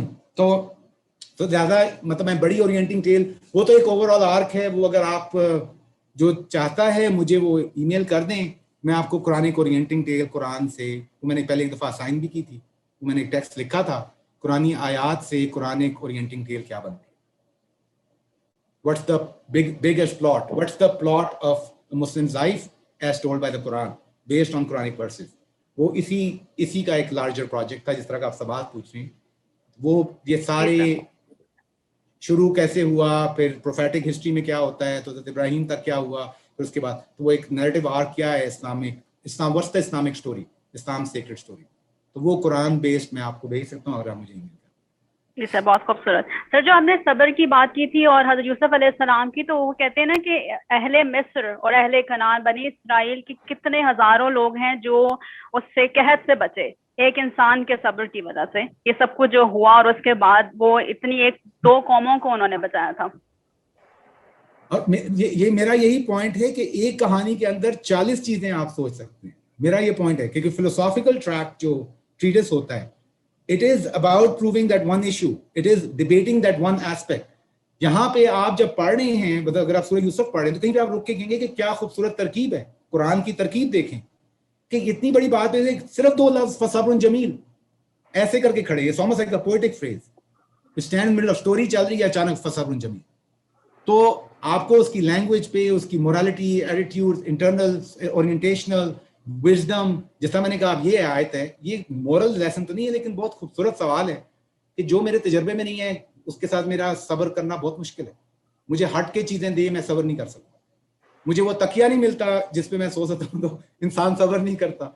वो बिस्तर नहीं मेरा बिस्तर, मैं इस कोने में ही सोता हूँ, मैं इसी जगह बैठ, तो सब्र कहाँ से? मैं कहा जो तजर्बे से बाहर है उस पर सब्र करना। ये पॉइंट तो मैं कहता हूँ कि स्टोरीज जो हैं वो मल्टीपल लेवल्स पे ऑपरेट करती है और इंसान मल्टीपल लेवल्स पे उन्हें एंगेज कर सकता है, और ये उसका मेरे ख्याल में रिचनेस है ऑफ द मीडियम। इसलिए मेरा उससे खास, मेरे ख्याल में वो एक खास जॉनर है, बहुत खूबसूरत जॉनर है। और ये इट्स नॉट एन एक्सीडेंट कि हज़रत ईसा जो है वो पैराबल्स में बात कर रहे थे, हज़रत मैंने बोलने लगा था हज़रत बुद्धा, तो हज़रत बुद्धा की सारी कहानी पे ही बात चल रही है। वो कहानियाँ सुनाते थे, उनसे आगे सवाल फिलोसॉफिकल पूछते थे, कहते हैं मैं नहीं फिलोसफी, ये फिलोसॉफिकल जवाब वक्त ज़ाया कर रहे हो, फलसफा क्यों बहस कर रहे हो, आगे पीछे के सवाल ना पूछो, इनलाइटमेंट लेनी है तो इस तरह। और उनकी भी बहुत स्टोरी टेलिंग है, उनकी एनेक्डोट्स बहुत ज्यादा बयान की जाती है। तो स्टोरीज हैव इंस्पायर्ड ह्यूमैनिटी, मेरे ख्याल में stories have inspired humanity much more than philosophical treatises. जी, ये सफूरा ने हाथ खड़ा किया है। जी सफूरा, उसके बाद अस्सलाम वालेकुम। ऐसे न उसके बाद फिर सईद अब्बास को आपको मैंने को होस्ट बना दिया, मैं 5 मिनट में आता हूँ। जी सफूरा।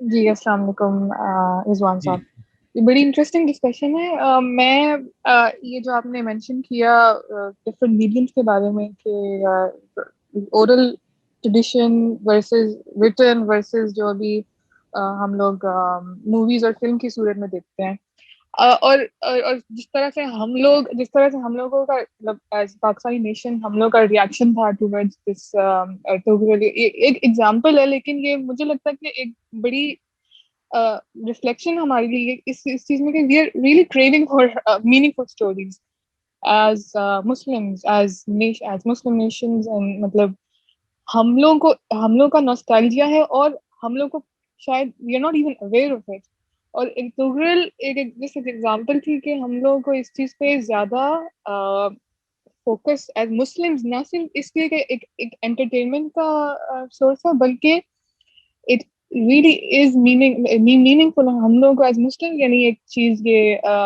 हम लोग क्रेव कर रहे हैं। ना सिर्फ ये कि मतलब Western to just come at par with the Western media, but to have a genre of our own in movie making and storytelling in the form of series. तो मुझे लगता है कि ये चीज हम लोगों को इस आर्ट फॉर्म पे बेशक एज कम्पेयर टू रिटन और ओरल इसकी शायद वो चीज ना हो जो आपने पहले मतलब जिक्र किया, लेकिन इट इज अ रियलिटी कि हम लोग उसको उस तरह एब्जॉर्ब करते हैं इस मीडिया, नेटफ्लिक्स हो गया जो भी, जिस तरह हम लोग, क्योंकि इसकी अवेलेबिलिटी है और हम लोग की जो लाइफस्टाइल जैसे बन गए हैं। और दूसरी बात जो आपने मेंशन की एथिक्स से रिलेटेड जो इसका लिंक है ओरिएंटिंग स्टोरीज और मोरलिस्टिक स्टोरीज का,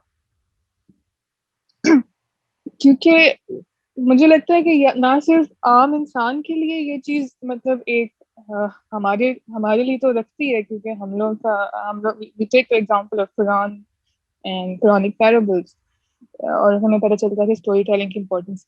लेकिन इवन अगर आप डिफरेंट प्रोफेशंस और उनकी जो एथिक्स उसके उन प्रोफेशंस में रिलेट करते हैं, मैं अपने प्रोफेशन से रिलेट कर रही हूँ कि मेडिसिन में आप एथिक्स सेक्युलर ट्रेडिशन के थ्रू भी आप मेडिकल एथिक्स पढ़ सकते हैं, लेकिन हमारी अपनी भी एक इस्लामिक एथिक्स मेडिकल एथिक्स मौजूद है।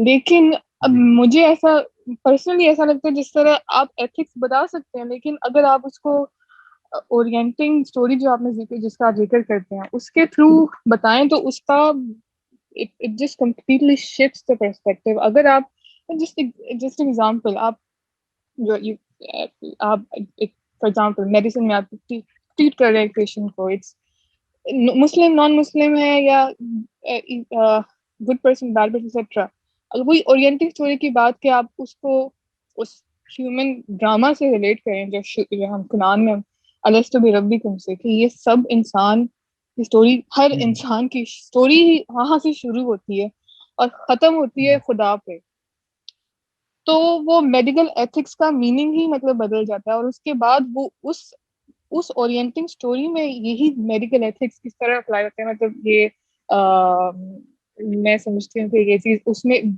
डिफरेंट प्रोफेशंस भी इसको अप्लाई कर सकते हैं अपनी सूरत में।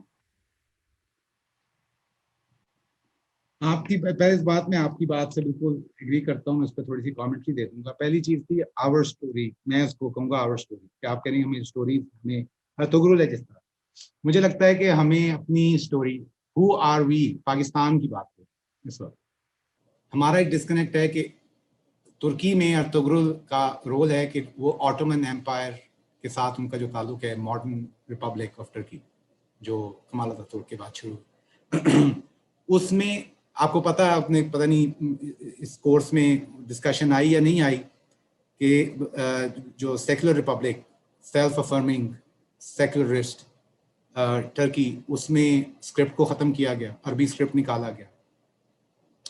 1949 में अजानें दी गई तो टर्किश में, सूफिया उलमा को तो बिल्कुल ही एलिमिनेट किया गया, मास वाई टूरिस्ट अट्रैक्शन वर्ल्डिंग दरवेशेस, उनको टूरिज्म के लिए रखा हुआ, ठीक है, लेकिन दे हैव परसिस्टेड और अब वो स्टेज आई है कि they are trying to reconnect with their past और उसको ग्लोरीफाई भी कर रहे हैं, इन अ सेंस के ऑटोमन हेरिटेज जो है उसको ग्लोरीफाई किया जा रहा है। हमारे केस में मसलन मैं क्लास पढ़ाता हूँ, Ottoman, Safavid and Mughals, 3 major empires, they ruled the world 1500 to 1800, they were the games in town.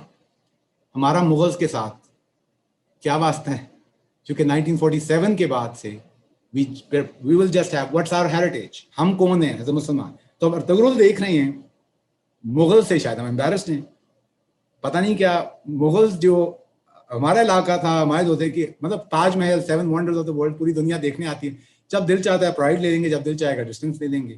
तो we have not clarified our story, जो मेरा मैकिंटायर का पॉइंट था कि stories also build communal narratives. Communal narratives होती हैं और communal identities निकलती हैं। ये जो नीड है वो एक कॉमर्स नीड है कि हमारा तशख़्ख़ुस, इस्लाम एक मुसलमान मुल्क हैं, इस्लाम आइडेंटिटी है, तो जहाँ इस्लामी हेरिटेज कहीं नजर आता है हम उसको ओन कर लेते हैं by virtue of being Muslim, which is a good thing actually. लेकिन जो लोकल हेरिटेज है, जो हमारी अपनी हिस्ट्री है, उससे हमारा डिस्कनेक्ट है। तो वो किसी लिखा था, किताब थी कल्चर स्किज़ोफ्रेनिया, पर्शियन स्कॉलर थे, तो उन्होंने कहा था कि on holiday from history, we are on a holiday from history. तुम्हारी अपनी हिस्ट्री के साथ डिस्कनेक्ट है। हमारी हिस्ट्री वैसे भी बताई गई है, आपने सुना होगा, फवाद साहब ने भी बोला होगा, मोहम्मद बिन कासिम पाकिस्तान ढूंढते हुए 710-712 में दाखिल हो गए सिंध में।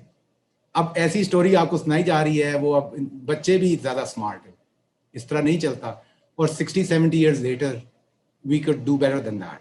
अब उससे निकल के, लेकिन अगर सोचेंगे कि हमारा अपना हेरिटेज और intellectual heritage, spiritual heritage, political heritage, cultural heritage, literary heritage, वो सारे हेरिटेज जो हमारा विरसा है उसके साथ जो डिस्कनेक्ट है, उसकी स्टोरीज जब तक वो फिगर सामने नहीं आएंगी। आज भी अगर मैं तरतीब से कहूँगी जी मुझे चले मुगलिया बादशाहों के नाम बता दिए जाएं तरतीब से, बड़ा मुश्किल होगा। बहुत सारे लोगों को नहीं पता कि पहले कौन था, किस सदी में आया, क्या किया, या जो बेसिक हाईलाइट्स हैं। तो ये पहला पॉइंट है कि मेरा ख्याल है वो जो कल्चरल हेरिटेज है हमारा, उससे हमारा डिस्कनेक्ट है। तो हमारा Ertugrul is filling a gap, we need to acknowledge कि ये हमारा गैप है, ये हमारा प्रॉब्लम। पाकिस्तान में क्यों ज़्यादा, ना अरबों को इतना हुआ, ना पर्शियंस इतने फैसिनेट हुए, क्योंकि पर्शियंस का अपने हेरिटेज के साथ बहुत गहरा ताल्लुक है। तो their cultural nationalism is much stronger. हमारा एक रिलीजियस, थोड़ा पॉलिटिकल नेशनलिज्म है, लेकिन हमारा cultural nationalism is so weak. मैं नेशनलिज्म के खिलाफ हूँ in every shape and form, लेकिन to the extent it helps you recover the heritage, it's a very good thing. कि अगर वो रिकवरी पे लेके जाएगा तो इट्स अ गुड थिंग। तो ये पहला पॉइंट। जो दूसरा पॉइंट है प्रोफेशनल एथिक्स वाला, मेरी वो बहुत पुरानी मसला है। मैं अकाउंटेंट था पाकिस्तान में, I work for PricewaterhouseCoopers Ferguson Islamabad. तो मैं प्रोफेशनल एथिक्स के कोर्स जो हैं उनको बहुत शौक से देखता हूँ, और उसकी वजह है कि मैं देखता हूँ कि उसकी जीनियोलॉजी क्या है। इनलाइटनमेंट के बाद जो प्रोफेशनल कोड्स बने हैं, आप जो ओथ लेते हैं, वो पुराना जो ग्रीक कोड है उसको क्या कहते हैं, क्या नाम है उसका, बड़ा मशहूर, जो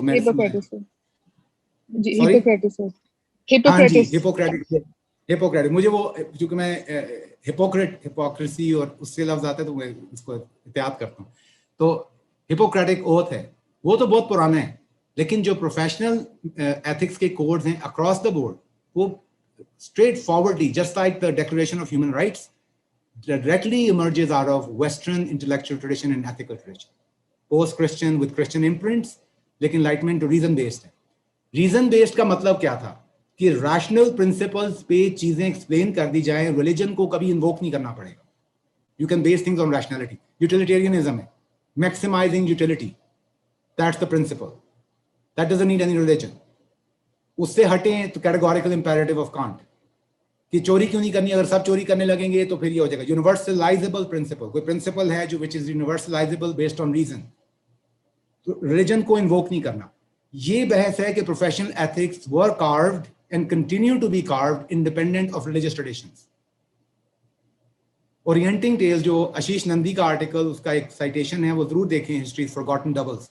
उनकी यही कंप्लेंट है कि इंडिया में दीनदार होने का मतलब, अच्छा हिंदू होने का मतलब था रामायण और महाभारत की स्टोरी को, आपने फिल्में भी इंडियन देखी हो तो बार बार महाभारत इन्वोक की जाती है, बार बार रामायण इन्वोक की जाती है। तो those are the orienting tales, that's how they navigated life. उसको उठा के ब्रिटिश ने तो बना दिया ये तो पुराने वक्त की ए हिस्टोरिकल रिलीजियस नॉनसेंस है या बैकवर्ड किस्म की स्टोरी है। तो रैशनल हिंदुइज्म बनना शुरू हुआ, या वो मोड्स ऑफ हिंदुइज्म जो रैशनल थे, फिलोसॉफिकल थे, they were on, they were appreciated, those who are not are eliminated.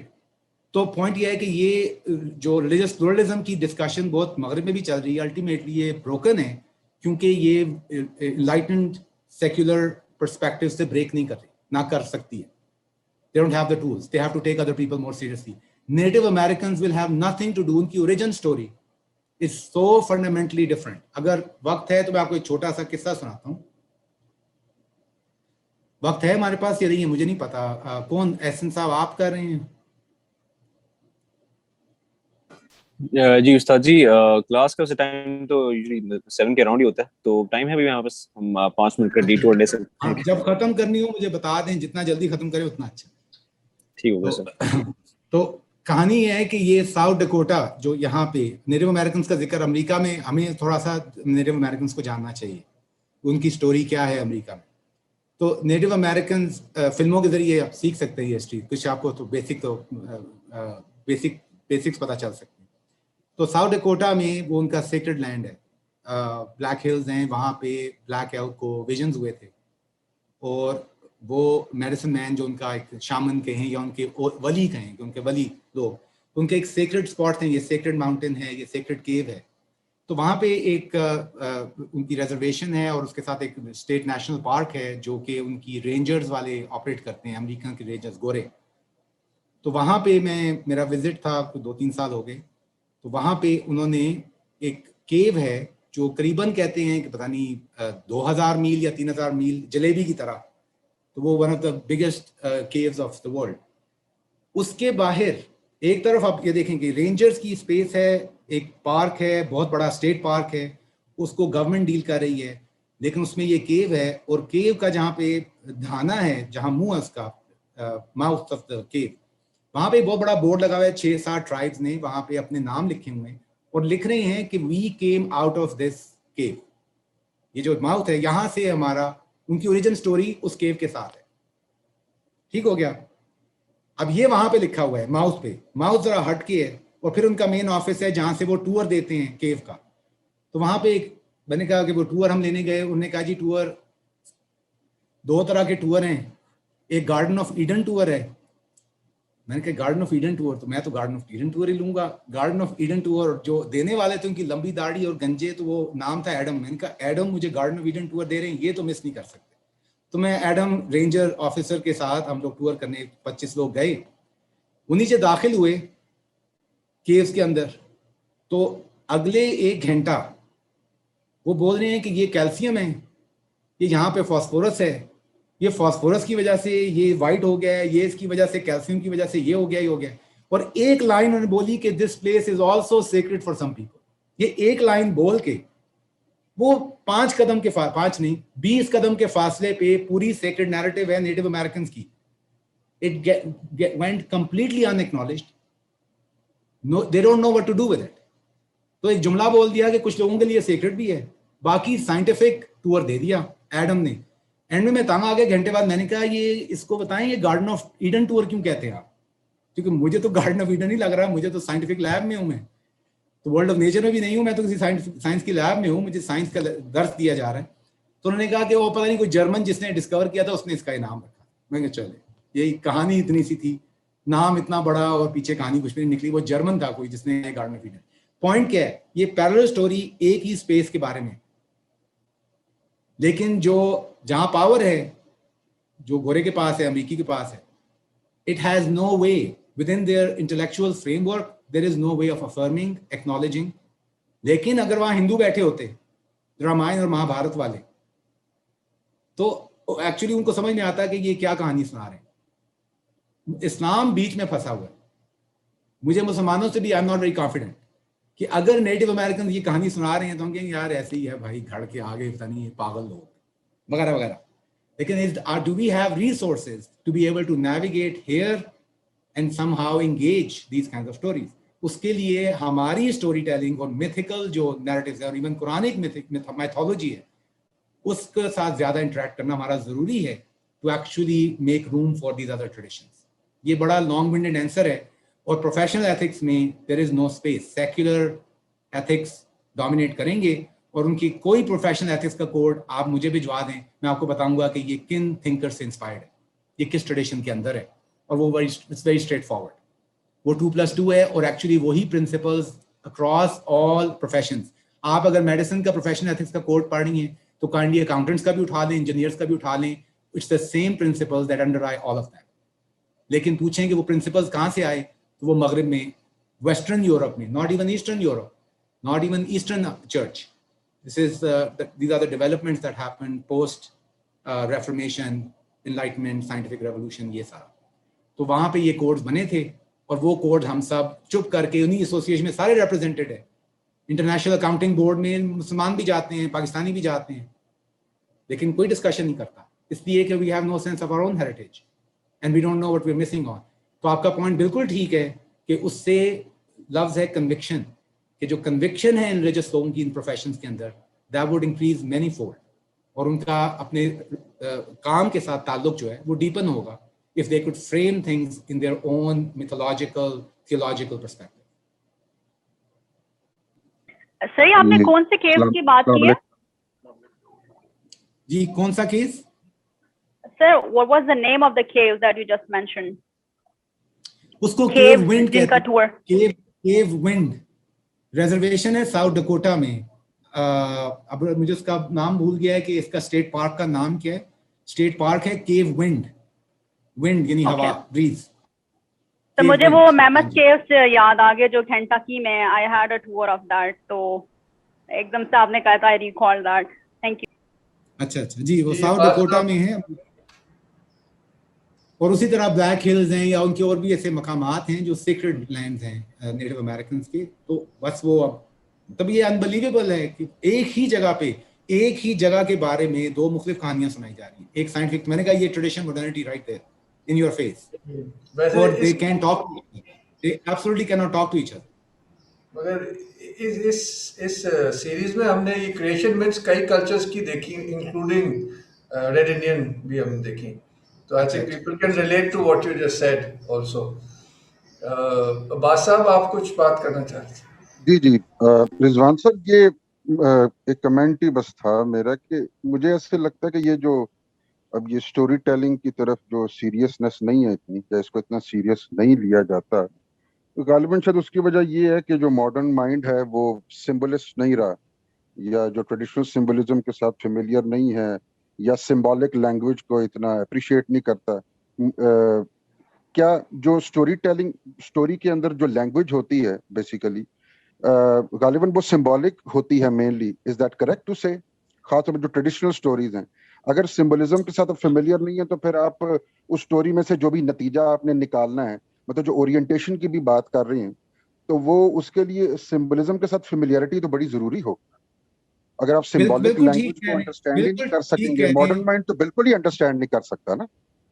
हाँ, नहीं, बिल्कुल ठीक कह रहे हैं। जाहिर बात है कि अगर उस तरफ जाएंगे तो बहुत कुछ और रिकवर करना पड़ेगा, क्योंकि हमारी एजुकेशन में सिंबल या सिंबॉलिक रीडिंग, देखें बहुत सिंपल सी बात है, शायरी, मुझे नहीं पता अब क्या हो रहा है स्कूलों में, आप लोग जानते होंगे, आपकी जो मुझे एज ग्रुप का भी नहीं पता लोगों का, बच्चे होंगे, आप लोगों ने रीजनल एजुकेशन, जब हमने शायरी पढ़ाई, मैं पाकिस्तान में पब्लिक स्कूल से पढ़ा हूँ, तो शेर हमें दिया जाता था। पहले कहते इसका सलीस उर्दू तर्जमा कर दें, फिर कहते थे कि इसका इश्के मजाजी मानी क्या है, और फिर हकीकी मानी क्या है। ये मजाजी और हकीकी की डिस्टिंक्शन सिंबॉलिक माइंड के अंदर से हो रही है। इतना हमने सैल्वेज किया है। ब्रिटिश ये नहीं करते, अमेरिकन ये नहीं करते कि अभी आप इसकी प्लेन सेंस रीडिंग कर रहे हैं, ये मजाजी के स्केल पे हो रहा है और अब ये हकीकी के स्केल पे हो गया, तो इश्क किया तो इश्क मजाजी, और फिर बड़ा जोर लगाना पड़ता था किसी तरह मैं इसको भी हकीकी कर ही दूं। हर वो शायरी जो लगती नहीं, कहीं से मजाजी से हकीकी तक नहीं आ रही, उसको भी खींच थ्रू के वो करके किसी तरह हकीकी पे डालना। तो ये अभी भी उसके एकोज हैं, उस माइंडसेट के एकोज ये पोएट्री रीडिंग में मिल रहे हैं। तो आपका पॉइंट बिल्कुल ठीक है कि वो माइंडसेट रिकवर करना is a larger project, it won't be enough just to read stories. लेकिन वो एजुकेशन, लेकिन ये मैं मॉडर्न माइंडसेट को नहीं मानता, मेरे ख्याल में it's not a problem, it's a modern mindset. I think it's an educational problem कि अगर बच्चे की एजुकेशन डिफरेंट स्केल पे होती, वही बच्चे जब लॉर्ड ऑफ द रिंग्स और ये स्लीपी हॉलो और ये सारी चीजें देख के, हैरी पॉटर वगैरह देख के आ रहे हैं, तो वो सिंबॉलिक और मिस्टिकल और मिथिकल और फैंटास्टिक को डील करते हुए आ रहे हैं। तो उसमें एक ओपनिंग भी है कल्चर में, the fantastic fantasy world has kicked back, मतलब it's come back with full force in western culture. Magicians के बारे में जगह जगह पे शो जो बन रहे हैं, वो मैजिक वर्ल्ड को बहुत ज्यादा, वो एक गैप इतना बढ़ चुका था। लेकिन हमारे केस में मैं नहीं समझता कि it's just a problem of modern mindset, it's a problem of modern education. वो असल में जो ये जो रिसर्जेंस की आप बात कर रहे हैं ना, असल में ये इसी कोर्स में हमने रेने गिनो का वो पढ़े थे रेन ऑफ क्वांटिटी, तो उसमें वो कहते हैं कि at the end of this age inverted spirituality का भी फिनोमेना आकर करेगा। तो ये जो रिसर्जेंस है ना, इसमें इन्वर्टेड स्पिरिचुअलिटी का भी खतरा है एक्चुअली। तो वो नहीं, वो तो खतरा पूरा हो चुका है। वो न्यू एज मूवमेंट है, बहुत कुछ है, वो सारे मसाइल जो रेने की नौ कह रहे हैं दे आर ट्रू रियल। लेकिन इसमें मेरा इतना सा पॉइंट है कि रिएक्शनरी कोई चीज काम नहीं करे, चीजों को हकायक पे ही बुनियाद आपको समझना होगा। तो हम सिर्फ सारी मूवमेंट को न्यू एज नहीं देखेंगे, वो कॉम्पनसेशन भी हैं कुछ उसमें खुदा की तरफ से। जो सेल्फ हेल्प बुक्स हैं, हाउ टू डू दिस, ये जो माइंडफुलनेस है, मेडिटेशन है। अब बुद्धिस्ट जो दलाई लामा ये वाले या इससे पिछले, वहां पे प्रोफेसी थी कि Buddhism would spread to the west and it did. अच्छा, अगर आप अच्छे बुद्धिज्म के स्कॉलर से पूछेंगे तो कहेंगे ये बुद्धिज्म है ही नहीं है, ये कुछ और ही खिचड़ी पकड़ी है मगरिब में, ये बुद्धिज्म नहीं है। माइंडफुलनेस और मेडिटेशन के नाम पे कुछ और हो रहा है। लेकिन at the same time it is inviting people to, बहुत सारे लोग ऐसे हैं जो शुरू यहाँ से करते हैं लेकिन अल्टीमेटली दे रियलाइज कि ये that's not the real deal, तो फिर then they can become serious. तो वो एक कई दफा ब्रिज भी बनता है ये न्यू एज स्पिरिचुअलिटी। अगर आप माइंडफुलनेस, पहले तो बात ही माइंडफुलनेस क्या चीज थी, rationality was everything, mindfulness, contemplation, meditation, ये कौन करता? अभी आधा अमेरिका तो योगा कर रहा है, जैसे भी कर रहा है, लेकिन ये स्पेस कार्व हो रही है। मैंने कहा हाँ, उसमें डेंजर्स हैं, बिल्कुल रिकग्नाइज्ड हैं, कॉम्पनसेशंस भी हैं, लेकिन हमें हक तक जाना पड़ेगा। तो मेरा पॉइंट इसलिए ज्यादा ट्रेडिशन पे बेस्ड है, it's not based on what's happening right now. उसके डेंजर्स भी मैं हाईलाइट कर रहा हूँ कि ये फ्लड जो हो रहा है और न्यू एज स्पिरिचुअलिटी में भी कॉट अप है, सारी बात ठीक है, लेकिन सिंबलिस्ट माइंड को रिकवर करना पड़ेगा और स्टोरी टेलिंग के थ्रू होगा। आपको इसके बगैर डेटा के बगैर, आर्किटेक्चर है, आर्ट आर्किटेक्चर है जो तैमूर साहब और उनके साथ जो साथी हैं वो लोग आपको करते हैं, वो भी सिंबलिस्ट माइंड को ही रिकवर करने की कोशिश है। लेकिन फिलोसॉफिकल टेक्स्ट से, फॉर दैट मैटर इरफानी टेक्स्ट भी कई दफा मुझे लगता है उससे मुश्किल होगा कि वो एक लेवल पे रैशनलिस्ट मोड में फंसे हुआ खुद भी। Philosophy is closer to the unless you do this can oriental philosophy Suhrawardi, ये जो मैंने कहा कि जो उनकी विजनरी रिसाइटल्स हैं, they take you to a different place. और ये भी दिखाता है कि ये लोग, क्योंकि उनका पुराने ये जो लोग थे वो अदब से भी शगफ रखते थे, वो फलसफे से भी, इरफान से भी। हम ज़रा वन डिमेंशनल है, हम एक इल्म को अगर लेंगे तो फिर बात नहीं बढ़ेगी। ये मुख्तलिफ टैलेंट्स या मुख्तलिफ उसमें कहते हैं थिएटर की जो लोग ट्रेनिंग करते हैं उससे वो कहते हैं कि जी 9 बॉक्सेस हैं। एक स्कूल है कि 9 बॉक्सेस में खड़े होके, इस बॉक्स में खड़े हुए नाउ यू आर एंग्री, तो वो अगला 10 मिनट एंग्री हो जाना। उसके बाद कहेंगे नाउ यू आर सैड, दूसरे बॉक्स में जाएं, क्योंकि 9 इमोशंस हैं, उनको एक्सप्रेस करना होता है, उसको ट्रेन करना। तो मेरे पॉइंट ऑफ व्यू से हमारी इंटेलेक्चुअल फैकल्टीज के भी कोई 9 बॉक्सेस हैं, हम 1-2 बॉक्सेस में हमें फंसा दिया गया और उसकी वजह से सिंबलिस्ट बॉक्स मिसिंग हो गया है, रिफ्लेक्टिव बॉक्स मिसिंग हो गया। हमें डिबेट करना बहुत आता है, तनकीद करना हमें बहुत आसान है, लेकिन किसी की बात को डीपली सुनना, समझना और उसकी टर्म्स पे कोई अच्छा नुक्ता उठा लेना, जिसको रिफ्लेक्शन कहते हैं। मेडिटेशन रिफ्लेक्शन है कि मैं एक ही बात पे अगर मैं एक ही स्क्रीन पे तवज्जो से देखता जाऊं तो I see something that those who are not looking that intently would not see. तो ये जो डिफरेंट इंटेलेक्चुअल स्किल्स हैं उनको भी कल्टीवेट करने की जरूरत है। तो लिहाजा आपकी बात एक दफा बिल्कुल ठीक है, सिर्फ कहानियां पढ़ना जवाब नहीं है। अगर मेरा बात सही लगे कि बस कहानियां पढ़ें हम तो वो स्किल से रिलेटेड भी एक बात थी वैसे मेरे ज़हन में आ गई कि ये जो ऑब्सेशन विद एनालिसिस है, एनालिटिकल माइंड, मतलब कि कोई एक सिंथेटिक होल है तो उसका तज्जिया करना, छोटे छोटे पार्ट्स में डिवाइड करना, ये ऑब्सेशन विद एनालिसिस से भी बड़े मसले मसाइल क्रिएट होते हैं कि वो इसलिए आजकल नजर आता है कि जैसे बच्चों को कहा जाए कि जी कुछ सेंट्रल एक टेक्स्ट पढ़ें, उसकी सेंट्रल थीम बताएं क्या है, मतलब सिंथेसिस करें, वो करने में उनको प्रॉब्लम होती है। और ये अमूमन ये ऑब्सेशन विद एनालिसिस की वजह से नहीं, उनको तज्जिए पे लगा दिया गया है कि छोटे छोटे पार्ट्स में डिवाइड करो, एनालाइज करो। और उसके पीछे एक वर्ल्ड व्यू भी है कि जी whole is a collection of parts, whole की अपनी कोई रियलिटी नहीं। अब जैसे वो आप कह रहे थे कि इंसान की भी एक स्टोरी है, अब मतलब कि अगर आप टेक्स्ट को भी एक होल की तरह लें तो टेक्स्ट का भी कुछ सेंट्रल थीम होगी, वो सेंट्रल थीम उसका सिंथेटिक एस्पेक्ट है। लेकिन अगर आप बच्चे के ज़हन में ये डालेंगे कि जो सिंथेटिक एस्पेक्ट है वो छोटे छोटे जो उसके जुज हैं, अज्जा हैं, उन्हीं के कलेक्शन से ही वजूद में आता है, तो ये भी प्रॉब्लम होगी फिर। अब वो जो ओरिएंटेशन होनी है मिसाल के तौर पे स्टोरी के थ्रू, वो स्टोरी से जो सेंट्रल थीम आप निकालेंगे उसी से ओरिएंटेशन होगी ना आपकी। लेकिन वो सेंट्रल थीम निकालने के लिए जो स्किल चाहिए वो एनालिटिकल माइंड के लिए मसला हो जाएगा ना बेसिकली। वो तो एनालाइज करेगा, वो छोटे छोटे हिस्सों में डिवाइड करेगा और वहीं से कुछ सिंथेसाइज करने की कोशिश करेगा, और सिंथेसाइज इस तरह के वो कहेगा ये जो कलेक्शन मैंने की है पार्ट्स की, यही एग्जैक्टली आइडेंटिकल है सिंथेसिस के। सिंथेसाइज करना कोई क्वालिटेटिव जंप नहीं है बेसिकली, ये मसला है बेसिकली। जैसे वो शुआन ने कहा था कि सिंथेसिस इज एनालिटिकली इनएग्जॉस्टिबल, ये मसला है बेसिकली कि वो आजकल का माइंड ये समझता है कि synthesis is equivalent to synthesis is analytically exhaustible. आजकल का माइंड ये कहता है बेसिकली। तो इससे भी दूर जाने की जरूरत है। स्किल्स डेवलप आपने जो पहले नुक्ता बयान किया उसी पे ये आपकी कमेंटरी है, बात बिल्कुल ठीक है। जो एजुकेशन बुनियादी तौर पे जो दी जा रही है, जिसमें ग्रेजुएट लेवल तक, अंडर ग्रेजुएट और ग्रेजुएट लेवल को बहुत अच्छा जानता हूँ, पीछे क्या हो रहा है मुझे ज़्यादा नहीं है, मगरब में भी और पाकिस्तान में अब क्या हो रहा है मैं नहीं जानता, क्योंकि मैं अंडर ग्रेजुएट और ग्रेजुएट लेवल पे ज़्यादा मैंने वक्त गुजारा है। तो वहाँ पे दो चीज़ें, एक जिसको आप एनालिसिस कह रहे हैं, तो बुद्धिस्ट और डाओइस्ट टेक्स्ट बहुत ओपनली कहते हैं एनालिसिस इज पैरालिसिस। उनका तो बिल्कुल रेडिकल क्लेम है, एनालिसिस इज पैरालिसिस। दूसरी चीज़ तो एक एनालाइज कराने पे, दूसरी चीज़ जो बहुत ज़्यादा सिखाई जाती है वो कहते हैं क्रिटिकल थिंकिंग, जिसका मानी ये बन गया है, जो ओरिजिनल इंटेंट नहीं थी। क्रिटिकल थिंकिंग का मतलब होता है क्रिटिक करना, तनकीद करना। पहले तनकीद इस्तेमाल होती थी कि मुख्तलिफ एंगल से देखना, समझना, कोई चीज़ों को इशारा करना, कुछ कमी है तो उसको।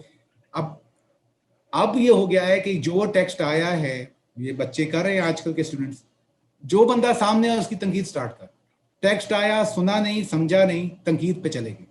क्यों? क्योंकि उनको सिखाया ये गया है कि critique is the clever thing to do, that's what makes you smart, actually that's what's making us डम।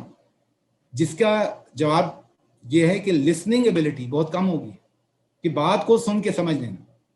मेरा जो सक्सेस होगी इस सेशन की, फॉर एग्जांपल मेरे लिए होगी कि जो मैंने आर्टिकल से और जो मैंने बातें की अगर आप तक पहुंच गई, समझ आई, मेरा इसमें कोई इंटरेस्ट नहीं आपको एग्री करते या डिसएग्री करते हैं, वो एक लहदा बहस है, वो किसी और फोरम पे हो सकती है, एक और नशिस्त में हो सकती है। पॉइंट ये है कि मेरा पॉइंट क्लियर हो गया, मैं ये कह रहा था, इस वजह से कह रहा था, और उसी को समझने में जो हमने वक्त सर्व किया, उससे बाद उसके नताइज आप कुछ हट के निकाल सकते हैं कि अगर ये कह रहे हैं तो इससे में तो नताइज भी आप एक्सपेंड कर सकते हैं। सिंथेसिस इज एंडलेस, लेकिन लिसनिंग कैपेसिटी, तो ये analysis on the one hand और क्रिटिकल थिंकिंग जिसके नाम पे क्रिटिसिज्म हो रहा है, जस्ट क्रिटिक, इसको मैं कहता हूँ कि butcher the text and the author. आप टेक्स्ट लेके आए, अभी सुनी नहीं बात, समझी नहीं, पहले ही उसकी तनकीद स्टार्ट कर दी, कहा हम तो जी एग्री नहीं करते इनसे। इनका ये सवाल ये इतना ईगो ड्रिवन है कि अगर सवाल यहाँ शुरू होता है कि मैं टेक्स्ट पढ़ते हुए ये सोच रहा हूँ, मेरे स्टूडेंट्स को बहुत झाड़ पड़ती है जिनके मैं साथ संजीदा हूँ, उनकी मैं किताबें मंगवाता हूँ, अपनी किताबें लेके आओ मेरे ऑफिस, तो मैं कहता हूँ मैं मार्जिन देखना चाहता हूँ, जब तुम पढ़ रहे हो तो मार्जिन में क्या लिखते हो, तो कुछ लिखते हैं लव इट, हार्ड बना दिया। मैंने कहा ये क्या बदतमीजी है, क्या मतलब है, I love this, I hate this, I don't agree, I agree. मैंने कहा ये एंगेजमेंट हो रही है टेक्स्ट के साथ, ये एंगेजमेंट हो रही है कि आप जज बन के कोर्ट में टेक्स्ट को बुला के उस पर जजमेंट दे रहे हैं।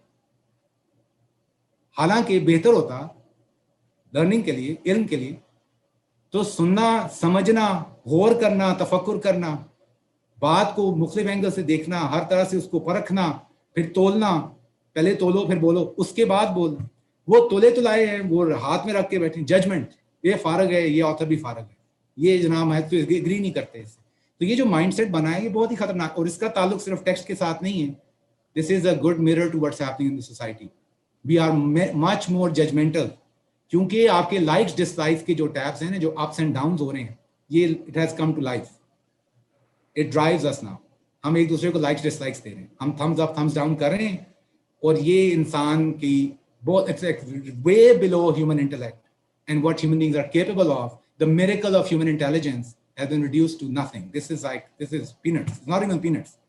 ये तो उसका कैरिकेचर है कि मैं बैठ के जज करता रहूं। लेकिन सारी एकेडमिक ट्रेनिंग ये की करवाई जा रही है कि क्रिटिसाइज करो, जो आए क्लेवर बात करो, ऐसी बात करो मैं इससे ये एग्री नहीं करता, क्रिटिसाइज नहीं किया, you are not smart enough और you don't have your selfhood.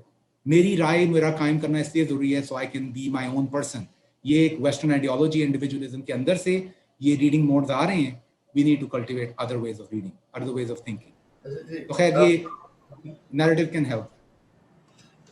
वैसे अब हमारा टाइम तकरीबन पूरा हो गया है।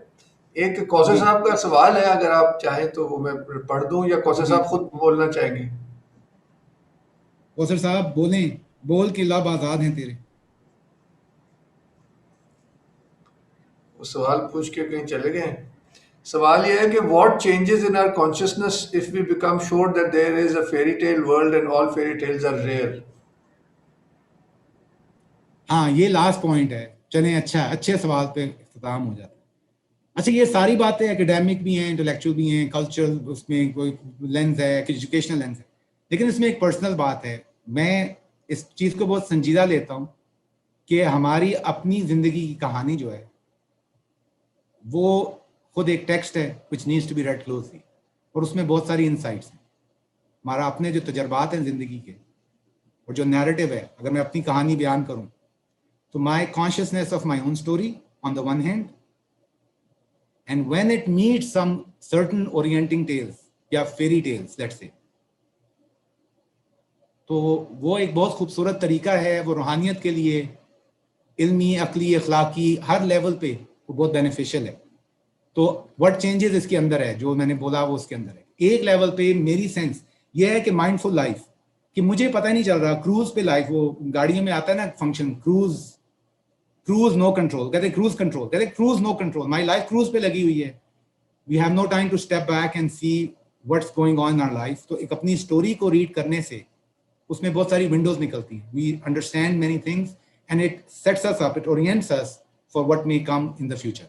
लेकिन not that alone, with the help of some of these guiding mythological fairy tales, true tales, अगर उसके साथ मीटिंग ग्राउंड निकलता है, और ये मेरा ख्याल है खुदा की बहुत ब्लेसिंग है कि जब वो कनेक्शन दोनों का वाजे हो जाए, जब दोनों, मेरी अपनी पर्सनल स्टोरी और जो लार्जर ओरिएंटिंग टेल है, उसमें पैरेलल्स, उसकी मिररिंग और उसके दरमियान रब्त जो है वो वाजे होता है। मेरा तो खुदा की बहुत बड़ी एक लुत्फ है जो कुछ लोगों तक आता है।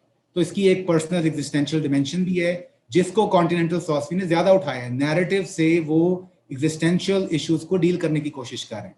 It's not just about resolving some intellectual problem और just reading literature. It is much more about living, finding good stories to live and be inspired by them, but even live them. तो ये उसकी कुछ conditions हैं कि अपनी story का कुछ एहसास, उसका कुछ थोड़ा सा सेंस, और फिर कुछ ऐसी ट्रू ओरिएंटिंग टेल्स जिनके साथ उसका रब्त निकल सके। तो मेरा ख्याल है ये कौसर साहब को डायरेक्टली नहीं लेकिन डायरेक्टली उनके सवाल का जवाब। तो बहुत उम्दा रहा मेरे हिसाब से। तो सेशन कुछ लोगों से हम ना सुन सके, तो अब टाइम, ज़ाहिर है टाइम महदूद है, तो नहीं, टाइम महदूद ही रहता, और ये स्टोरी में ये भी है, टाइम हमेशा महदूद है, स्टोरी खत्म हो जाती है, तो ये स्टोरी खत्म होगी। शुक्रिया। अगर कोई किसी के जहन में कोई बात रह गई हो तो एक लास्ट देखें, अरीबा, सकीना, समीना साहबा, बिलाल साहब, एक एक जुमला आप सारे बोल दें अगर बोलना चाहते हैं। हाँ, और या फिर अगर एक एक जुमला बता दें किसी स्टेज पे कि आपका नतीजा क्या निकला है सारी बात से, आपने जाती तौर पे क्या नतीजा अखज किया, क्योंकि बहुत सारे इसके फ्रेम्स हैं, बहुत सारी। बिलाल साहब अगर आप हैं मौजूद। अस्सलाम वालेकुम। बहुत मजा आया रिजवान साहब। बातें तो बहुत हो सकती हैं, लेकिन अगर एक बात मैं करूं कि मेरा ख्याल है कि जो क्योंकि बहुत से वाक़े आते हैं, बहुत सी जब मैं चीज़ें पढ़ता हूँ या सुनता हूँ तो हमेशा मेरे ज़हन में हदीस जिब्राइल आती है बार बार। तो मेरा ख्याल है कि जो स्टोरी टेलिंग है और ओरिएंटेशन, और जो अभी आपने बात की ना कि जो हमारा पर्सनल नैरेटिव है मेटा नैरेटिव के साथ, उसको अलाइन करने में और उसमें वो एक सिमिलैरिटीज ढूंढने में हमें जो वो एक ताकत मिलती है जब हमें किसी स्ट्रगल में से गुजरते हैं या जब कोई मीनिंग ढूंढ रहे होते हैं, the light at the end of the tunnel. तो वो जो एहसान के मकाम तक पहुंचने के लिए मेरा ख्याल है हमारे लिए स्टोरी टेलिंग बहुत ज़रूरी है।